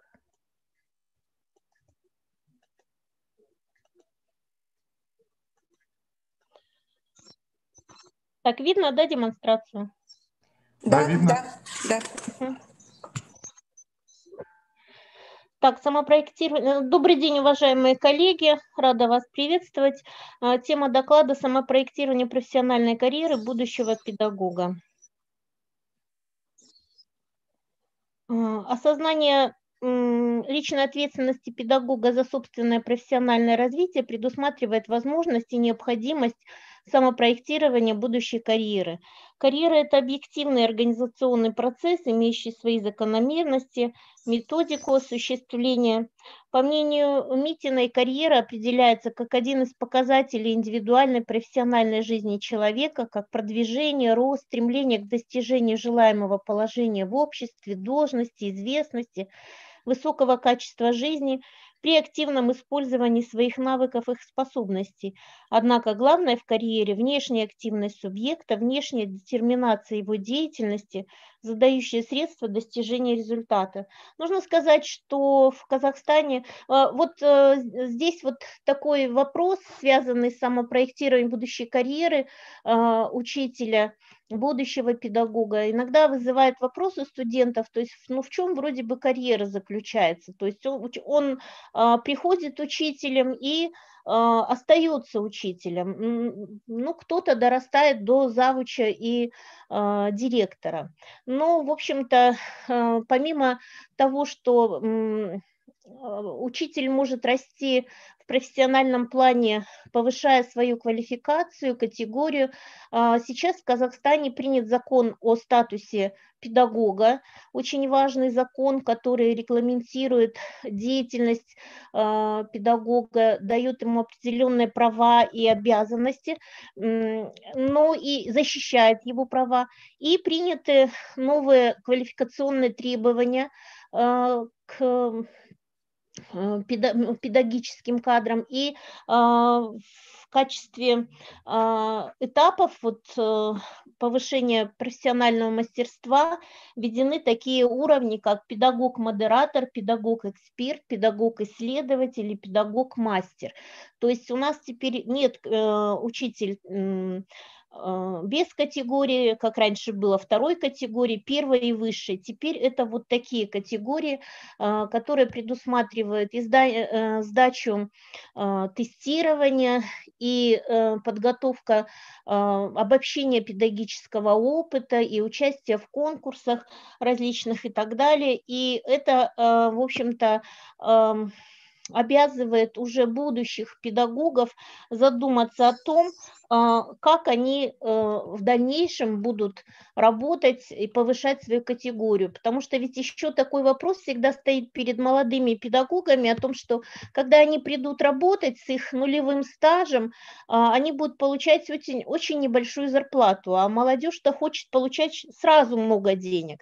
И вот когда мы с ними беседуем на занятиях, то как раз и речь идет о том, что возможности есть, можно повышать категорию свою досрочно и тем самым получать большую заработную плату, если они будут активны, если они будут участвовать в различных конкурсах, писать какие-то пособия, выдвигать своих учеников, то есть не только сами в профессиональных конкурсах, но и их ученики будут занимать какие-то места. Все это даст возможность на досрочное присвоение категории, и у нас есть такие примеры, когда учителя, проработав 5 лет, уже имеют высшую категорию, то есть минуя вот эти вот все ступеньки. Но здесь очень важно, что самопроектирование профессиональной карьеры предполагает работу с собой, самооценку своих достижений, самоанализ собственной деятельности, успехов и неудач, самоорганизацию, анализ жизненных целей. Самопроектирование профессиональной карьеры будет успешным, если развивать карьерный потенциал личности. И этому способствуют психофизиологические характеристики будущего педагога, его личностные характеристики, компетентности, жизненные и карьерные ориентации, карьерное притязание. Вот для того, чтобы выяснить, насколько будущие педагоги планируют свой карьерный рост, как они проектируют повышение своего профессионального мастерства. Мы разработали анкету и предложили ее студентам 1, 3 и 4 курсов. То есть на первых курсах как раз читается дисциплина введения в педагогическую профессию. Это только пришли студенты в университет. 3 курс – это изучение студенты специальности педагогика и психология, они уже изучают методики преподавания педагогики, методики преподавания психологии, то есть уже специальные предметы, и здесь тоже было интересно, как они планируют. И 4 курс – это уже студенты после производственной практики, в общем-то, практически вот через полгода выпускники. Вопросы были самые разные. Очень интересно было проанализировать, как студенты отвечают на эти вопросы, потому что какие-то вопросы, касающиеся личных целей, были, в общем-то, сходны и у 1, и у 3, и у 4 курсов. То есть то, что касается окончания университета, найти хорошую высокооплачиваемую работу, создать семью и так далее. Но вот интересные моменты, касающиеся именно уже будущей карьеры, студенты 3 курса и 4 курса, вот есть ответы: получить сертификаты об окончании различных курсов, то есть они уже понимают, что они придут работать, если у них будут сертификаты. Вот то, что сейчас тоже в Казахстане, кстати, очень много говорится не только о формальном, но и о неформальном образовании, это как раз прохождение разных курсов, которые дают возможность повышать свое профессиональное мастерство и уровень. Вот студенты начинают об этом задумываться. Ну и, кстати, нужно сказать, что в Кокшетауском университете имени Мырзахметова создаются условия, то есть у нас проводятся курсы английского языка бесплатно с носителем языка для студентов и преподавателей молодых, желающих повысить свой уровень. Вот сегодня как раз говорилось о необходимости изучения языка. Это предлагает студентам различные курсы. У нас есть тесная связь с институтами повышения квалификации, с Центром педагогического мастерства, и когда там организуются курсы, предлагается пройти эти курсы и студентам, так как у нас внедряется обновленное содержание образования, то есть есть возможность и такие курсы пройти, и студенты вот старших курсов уже начинают об этом задумываться. Ну вот, что касается распределения личных и профессиональных желаний по приоритетности достижения, студенты 1 курсов не очень поняли этот вопрос, а 3 курсы и 4 выдвигают такие конкретные желания: открыть свой кабинет, ну так как это были психологи, или открыть психологический центр, получить образование в клинической психологии, то есть еще дополнительное образование, ну, заниматься благотворительностью, стать профессионалом своего дела. На вопрос, знаете ли вы, чего от вас ожидают, в общем-то, в принципе, здесь студенты всех курсов предполагают, что это создание вот именно в своей профессиональной деятельности. Конечно, у 3 и 4 курсов это более конкретные и расширенные такие ответы.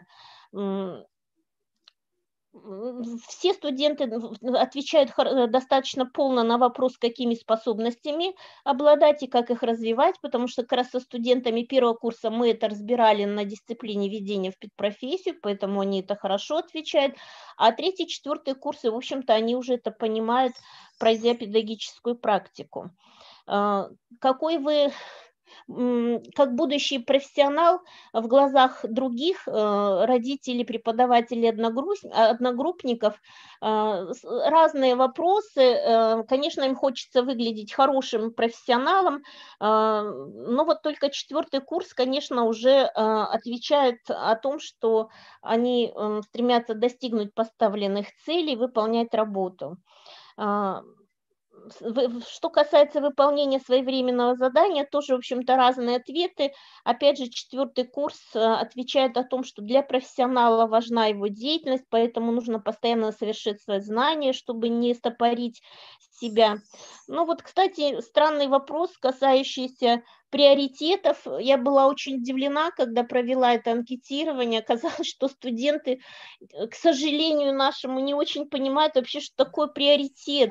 Поэтому некоторые пишут в редких случаях, кто-то пишет, что приоритет превыше всего.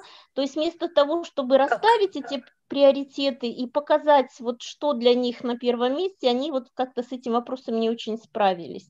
Результаты своей деятельности тоже очень хорошо. Вот студенты 3-4 курсов отмечают, что в сертификатах, так как им это нужно будет в каких-то грамотах, благодарностях, то есть это уже формирование будущего портфолио. Спасибо большое, да, Светлана Викторовна. Время уже, да? Да, уже время, и очень, действительно очень интересно, это очень актуально и для нас. Можно к завершению попросить? Да, ну и завершая, вот я хотела сказать, что, конечно, очень много делается в университете для того, чтобы, то есть провели мы это анкетирование, а работа-то ведется, выводятся различные дополнительные дисциплины и психолого-педагогическое сопровождение в условиях 12-летнего образования, педпроцесс в школах инновационного типа, предпринимательская деятельность, технологии образования, основы педагогического общения. Все это способствует тому, что студенты повышают в стенах вуза свой уровень, и, в общем-то, мы их подводим к тому, чтобы они действительно задумывались о том, чтобы они стали учителем высокого уровня. Спасибо. Спасибо большое, спасибо, Светлана Викторовна. Действительно, это очень интересно, и, собственно, ваш вот этот опыт позволит и нам провести некую аналогичную научно-исследовательскую работу. И, если позволите, мы перейдем к следующему докладчику ввиду ограниченности времени. У меня просьба к следующим докладчикам регламент соблюдать. И мы хотели бы предоставить слово Бурдиной Елене Ивановне, которая затронет вопросы всех тех интеграционных процессов в образовании, которые имеют место быть и заставляют университеты перестраивать свою работу, выходя на этот рынок образовательных услуг. Итак, Бурдина Елена Ивановна, доктор педагогических наук, профессор Тарайгыров университет, Павлодар, Республика Казахстан. Здравствуйте, добрый день. В первую очередь я хотела бы поблагодарить Башкирский государственный педагогический университет за возможность поучаствовать в этой конференции и лично Лицу Иванцетовну за приглашение. Своих соотечественников я поздравляю с Днем независимости, но теперь, поскольку время ограничено, позвольте перейти к докладу. В своем докладе у меня 2 стратегические цели. Первое – это позиционировать наш университет, потому что я на вашей площадке выступаю впервые. Вторая – показать возможности взаимоотношений, связей и совместного сотрудничества. Правда, сразу оговорюсь, в большей степени нас интересует научное сотрудничество. Вкратце о нашем университете. Тарайгыров университет будет отмечать в 2021 году свое 60-летие. И, как все вузы Казахстана, кардинальные изменения в построении образовательного процесса, научно-исследовательской деятельности наступили в 2010 году, что связано с вхождением Казахстана в Болонский процесс. В этом же году еще одно знаменательное событие, когда тогда еще Павлодарский госуниверситет заключил меморандум о сотрудничестве высших учебных заведений государственных членов ШОС. Нормативные документы, которыми мы руководствуемся, у вас на экране. Надо сказать, что подготовка, следующий слайд, в рамках ШОС ведется по традиционным направлениям: энергетика, педагогика, экономика, IT-технологии, экология. Но если признать и принять во внимание то, что Павлодар – это, так сказать, негласная столица энергетики Казахстана, то понятно, что в этой сфере были достигнуты наибольшие успехи. В течение 4 лет мы получили порядка 10 грантов на обучение именно в рамках УШОС. И следующий слайд, пожалуйста. На вашем экране представлены университеты, учебные заведения, с кем составлены договоры и ведется интенсивное взаимодействие и сотрудничество. Ну, надо сказать, что я, как заведующий кафедрой психологии и педагогики, в большей степени, конечно, готова обратить внимание на наше направление. И хочу сказать, что кафедра психологии и педагогики вошла в состав Тарагыров университета, тогда еще ПГУ, в 1996 году. А в 2014 году в рамках УШОС по направлению педагогика мы начали активно сотрудничать, начиная вот с 2014 года, поучаствовав в круглом столе «Образование без границ». Надо сказать, что наша кафедра ведет подготовку по 3 уровням, и бакалавриат, магистратура, докторантура. При кафедре есть диссертационный совет по педагогике и психологии, журнал «Вестник Тарагыров университет». Условия функционирования диссовета и журнала вот как раз определили те действия, которые мы изначально были вынуждены, а потом на самом деле поняли их эффективность. И, собственно, вот вторая часть как раз посвящена тому, чем и как мы можем взаимодействовать с университетами, поскольку работа над диссертацией требует второго научного консультанта зарубежного. В равной степени это относится и к изданию журнала в современных условиях. Работа магистратуры и докторантуры именно этому направлению мы посвящаем очень много времени.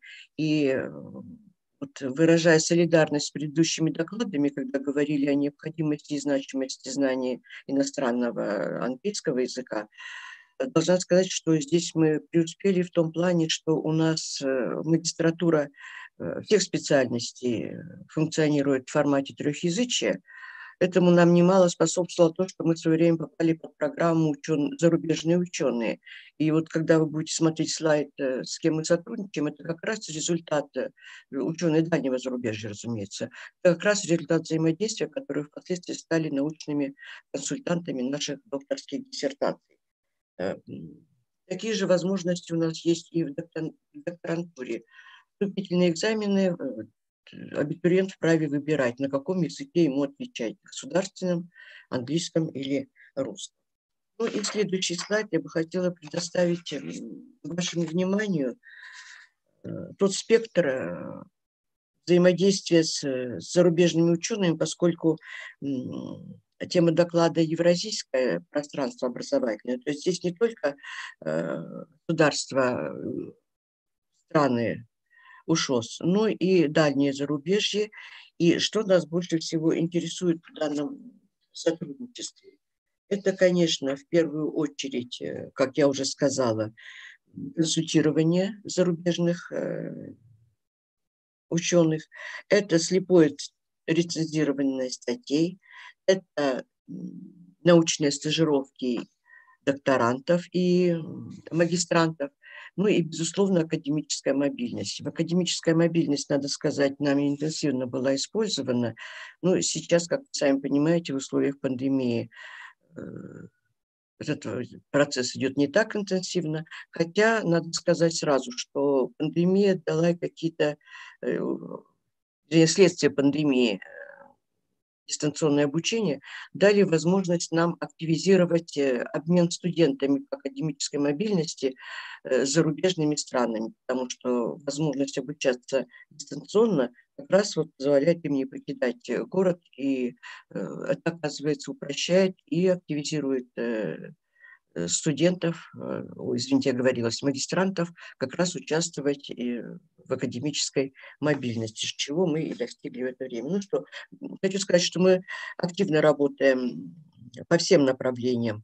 С Дублинским технологическим университетом, Южно-Калифорнийским университетом и Чешская республика, университет Палацкого. Из стран СНГ у нас это Беларусь, Могилевский государственный университет имени Кулешова, Латвийская республика, Балтийская международная академия. Ну и мы начинаем с этого года активно работать с Турецкой республикой. Ну, более широко представлена у нас, конечно, Россия. Это и Забайкальский госуниверситет, Мурманский арктический университет, государственный Алтайский госуниверситет, Новосибирский государственный университет, Российский экономический университет Плеханова, Институт изучения детства, семьи и воспитания. Ну и, конечно, в последнее время у нас активизировались и, на мой взгляд, имеют хорошую перспективу Девочки, с вами развитие с Башкирским государственным педагогическим университетом Акмулы. Но по интенсивности взаимодействия можно, пожалуй, вот последний университет отметить как самый такой полномасштабный, я бы сказала. Я не берусь сейчас перечислять все предложения по сотрудничеству, которые были выработаны заведующим кафедрой Люцией Вантетовной Пахитовой, в силу того, что нам необходимо сократить время. Ну, завершая свой такой обзор и желание сотрудничать по всем направлениям, которые я перечислила, мне бы хотелось сказать, что РГРФ университет готов и может успешно реализовывать образовательные программы всех 3 уровней по направлениям педагогика, экономика, экология и энергетика. И имеющиеся возможности можно использовать для привлечения в Республику Казахстан, в том числе РГРФ университет, обучающихся из других сетевых вузов ШОС. Ну и, безусловно, в заключение можно также сказать и то, что дальнейшее сотрудничество и активизация требует и хорошей, серьезной проработки финансового обеспечения этого обмена. Спасибо за внимание. Спасибо большое, Елена Ивановна.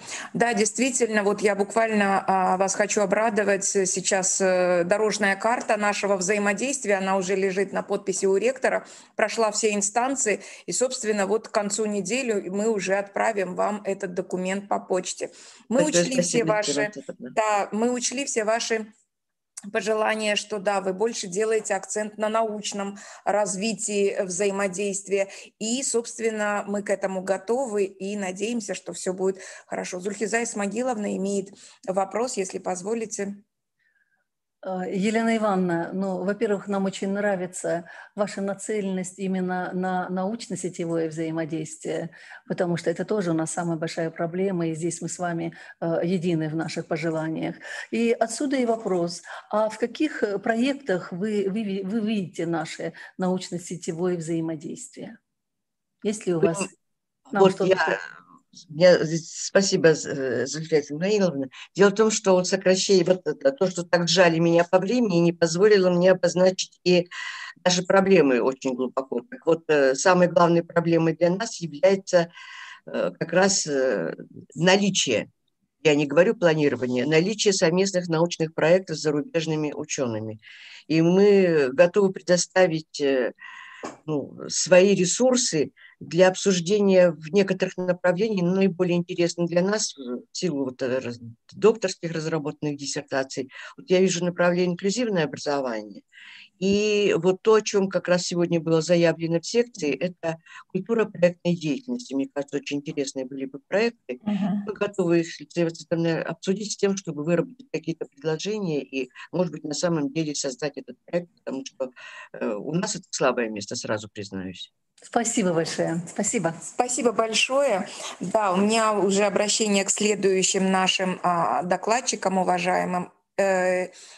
Также соблюдать регламент, так же, как и делала Елена Ивановна.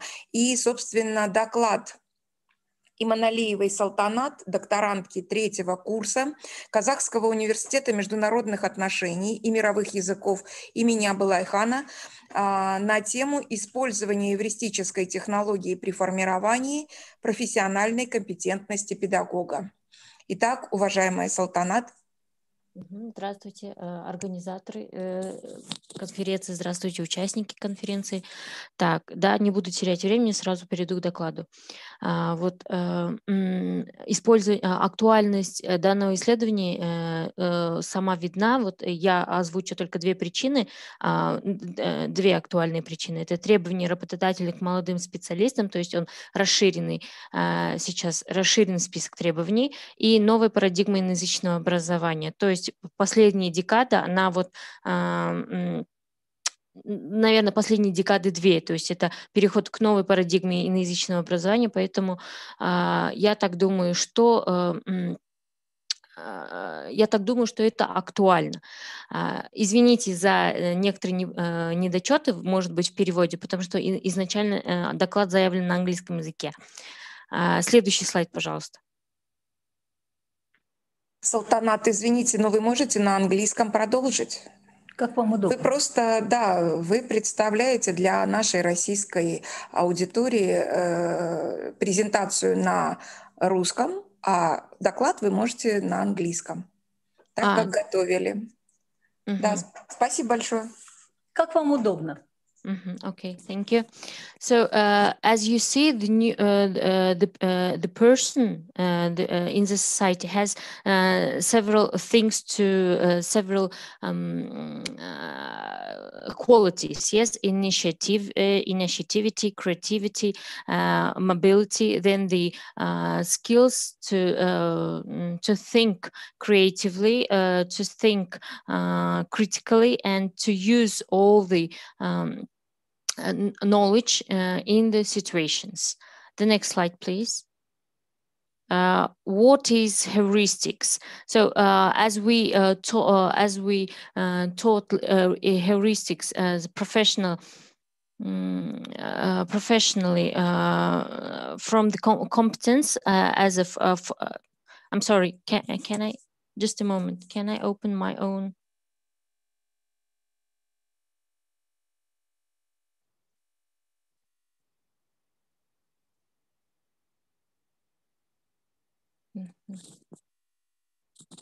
Sorry. Thank you. I'm sorry. So as you see that today a person in the society needs to have such qualities as being initiative, creative, and to have an ability to think and evaluate critically using the knowledge he or she gained.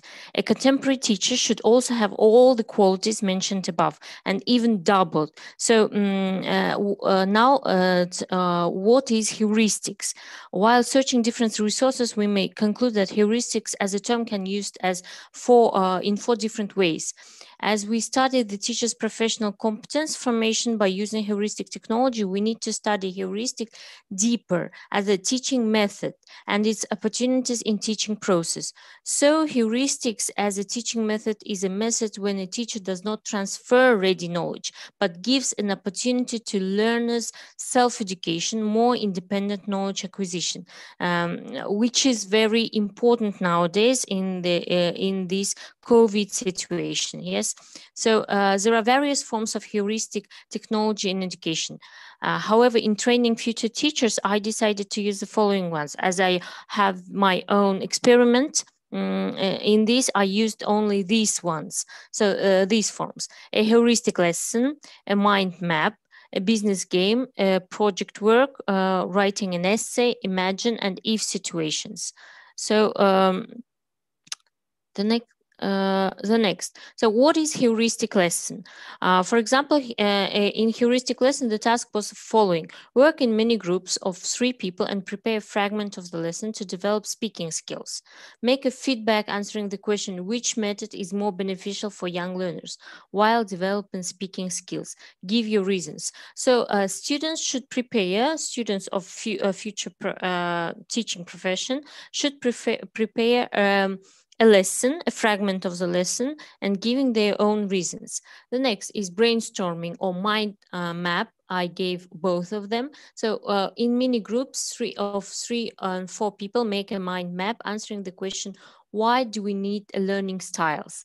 So the question, as you see, is very general, in order to give the opportunity to students to work more, let's say, much much more free, and it can be free writing, it can be working, just making a mind map, making the list of it. So it is up to them, because it is free.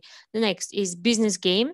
So imagine that you are presenting your own methodology of teaching English to young learners to the representatives of Ministry of Education. Work in a group of 3 people and make a short analysis of defending advantages and disadvantages, different methodologies. So you see the form and the methodology and the giving your best way. You should give your best way. So all these leads to thinking critically. The next is a project work. Project work in teams. Make a project on the theme My Classroom Management, do's and don'ts. This also give the freedom for students in order to make a list of their do's and don'ts in the classroom management, so they can be ready professionally in the future. The next is writing an essay. So answering the question, what drawbacks can a young teacher face while teaching vocabulary?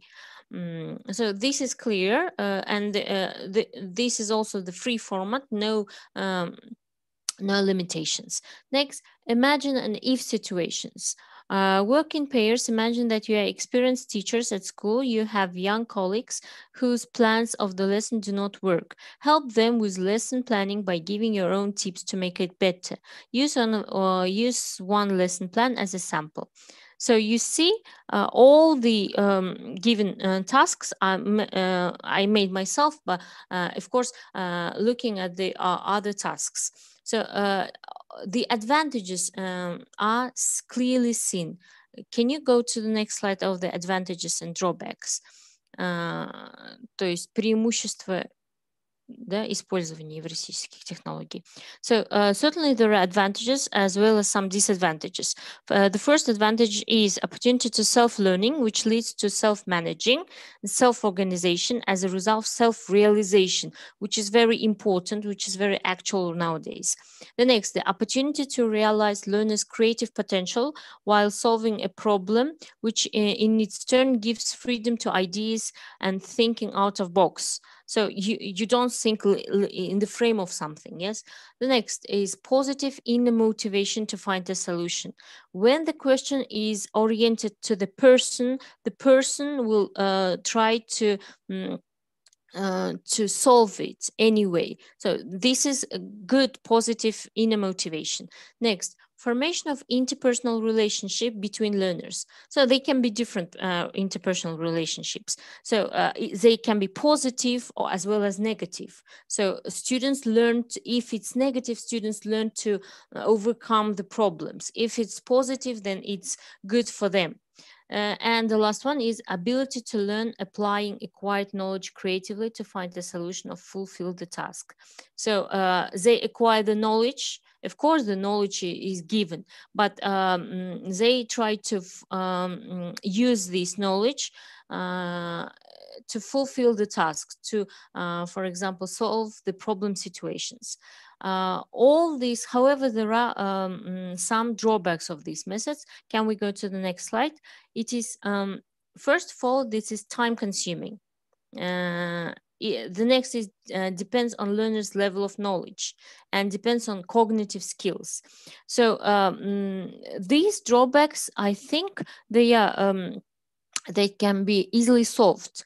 For time consuming, I give the solution of it. If it's time consuming, you can prepare beforehand the task and give it as independent work, and not using the classroom time for that. The next, it depends on learners' level of knowledge. If you use it at the university of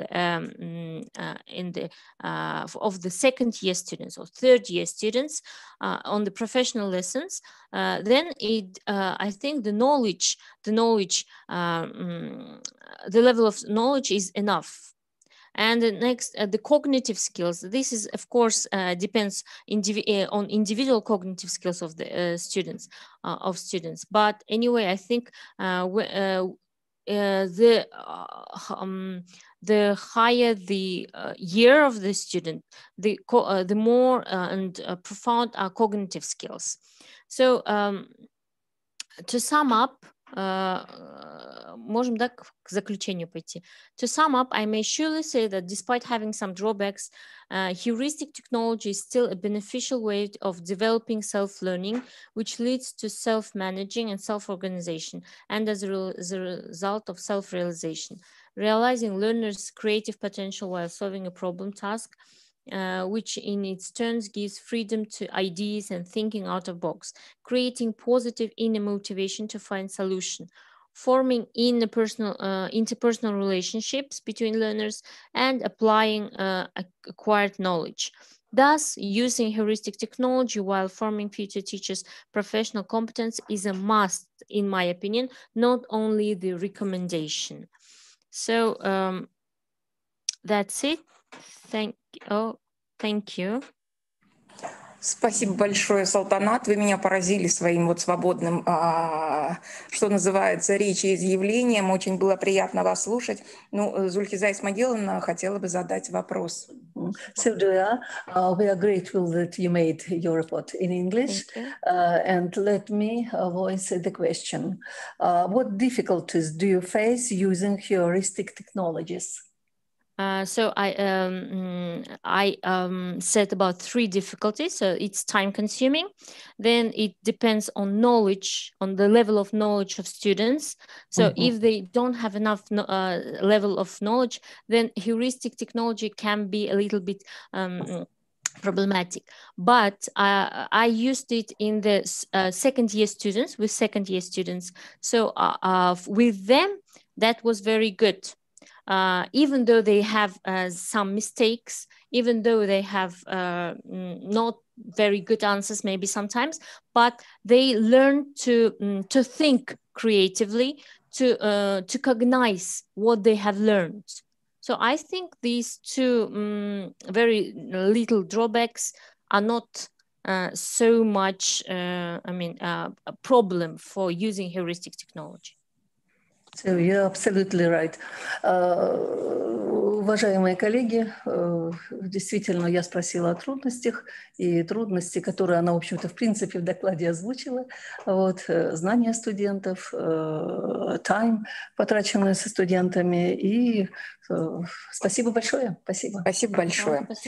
У нас остается доклад Тулепбергенова Аралаим, магистрант 1-го курса Казахского университета международных отношений и мировых языков имени Абылай-хана, и доклад по теме технологии веб-квестов как способ формирования профессионально ориентированной компетентности будущих учителей.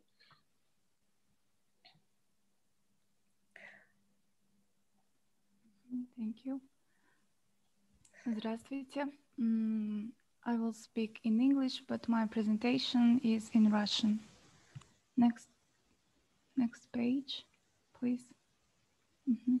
My theme is WebQuest technology as a way of forming professionally oriented competence of future teachers.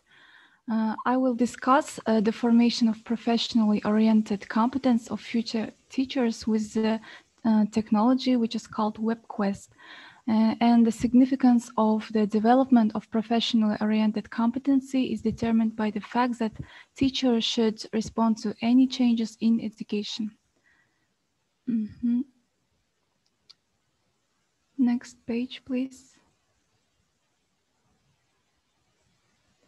Можно я буду демонстрировать сама, потому что тут что-то по-другому.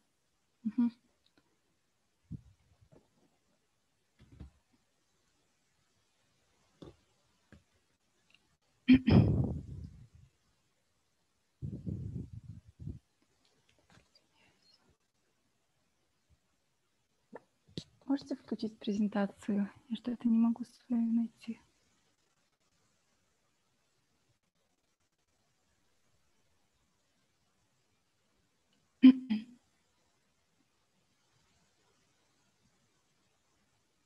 Хорошо. I will continue. So Nowadays, the modern education system is always in the process of searching for optimal forms and methods of teaching.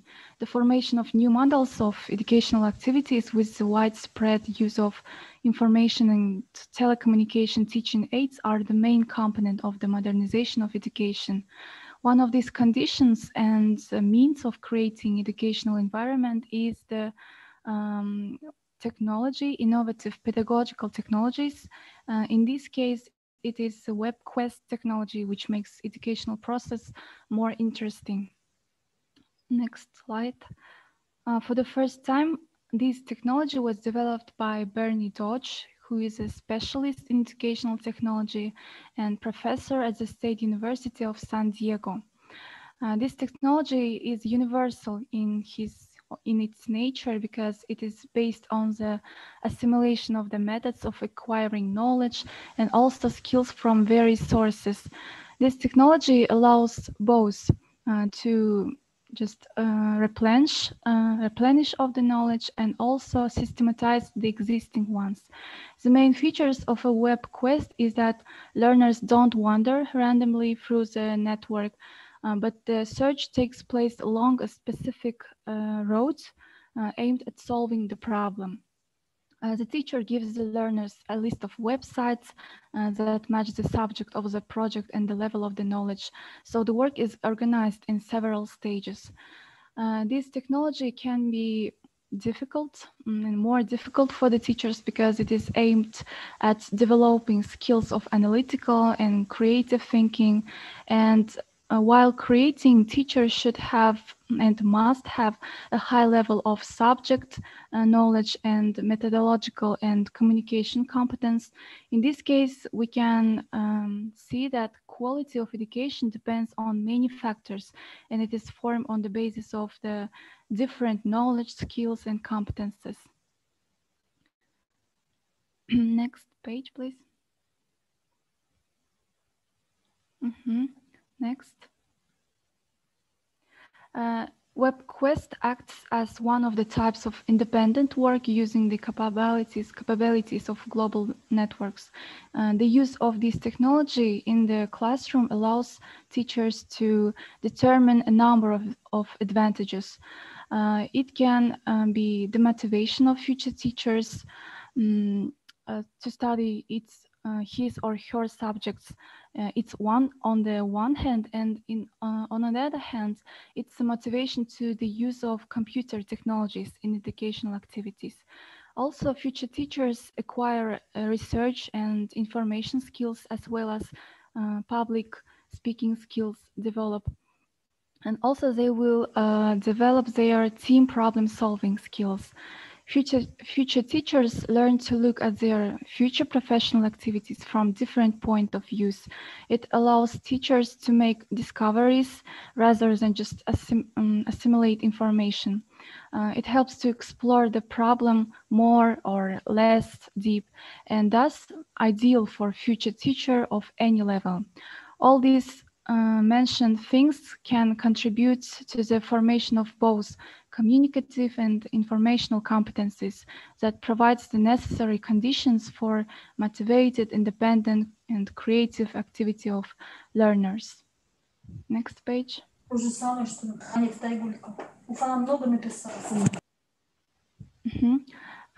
The specifics of these competence, professional-oriented competence of the future teachers lies that the teacher's professional self-improvement should develop due to the transition in the education sphere.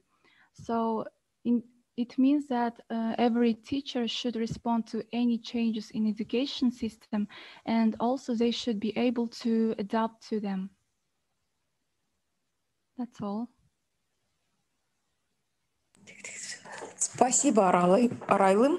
Очень интересный доклад. И, собственно, да, мы тоже занимаемся педагогическими программными средствами. У нас есть вопросы. Зульхиза Исмагиловна, вы озвучите, пожалуйста. It's really interesting report, especially for the students. And we have only one question. Are you a WebQuest developer yourself? Yes, of course.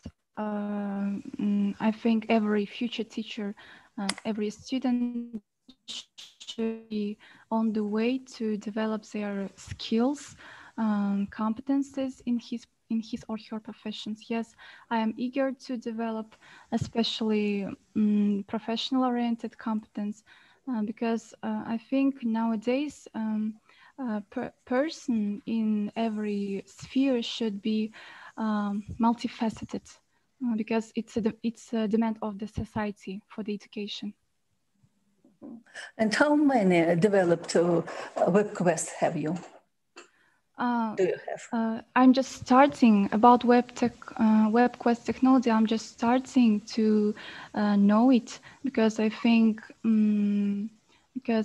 we shouldn't just acquire knowledge, but we should go to this creatively. We should develop creative skills. So I'm just starting, and I hope I will make it. Спасибо. Я спросила у нашей замечательной магистранты, хочу прокомментировать, посмотрите, с каким знанием английского языка учатся магистранты казахстанских университетов. Я спросила, является ли сама она разработчиком WebQuest и как много у нее есть. Ответ получила положительный. Спасибо большое вам. Спасибо. Thank you too. Спасибо большое, спасибо участникам. И, наверное, мы будем завершать сегодняшнюю нашу встречу.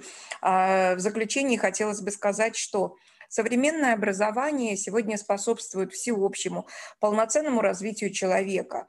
Ну и понятно, что, как и любая система, имеет свои плюсы, имеет свои минусы. Но в то же время она дает нам возможность построить именно верную профессиональную траекторию в течение всей жизни. Да, мы ее корректируем на том или ином этапе своего жизненного пути, да, мы движемся, где-то совершаем ошибки, но обратите внимание, уважаемые коллеги, что сегодня произошло обогащение знаниями, навыками, конкретными ресурсами, которые нам нужны были в нашем профессиональном развитии. И это тем более еще важно именно в евразийском образовательном пространстве. Почему?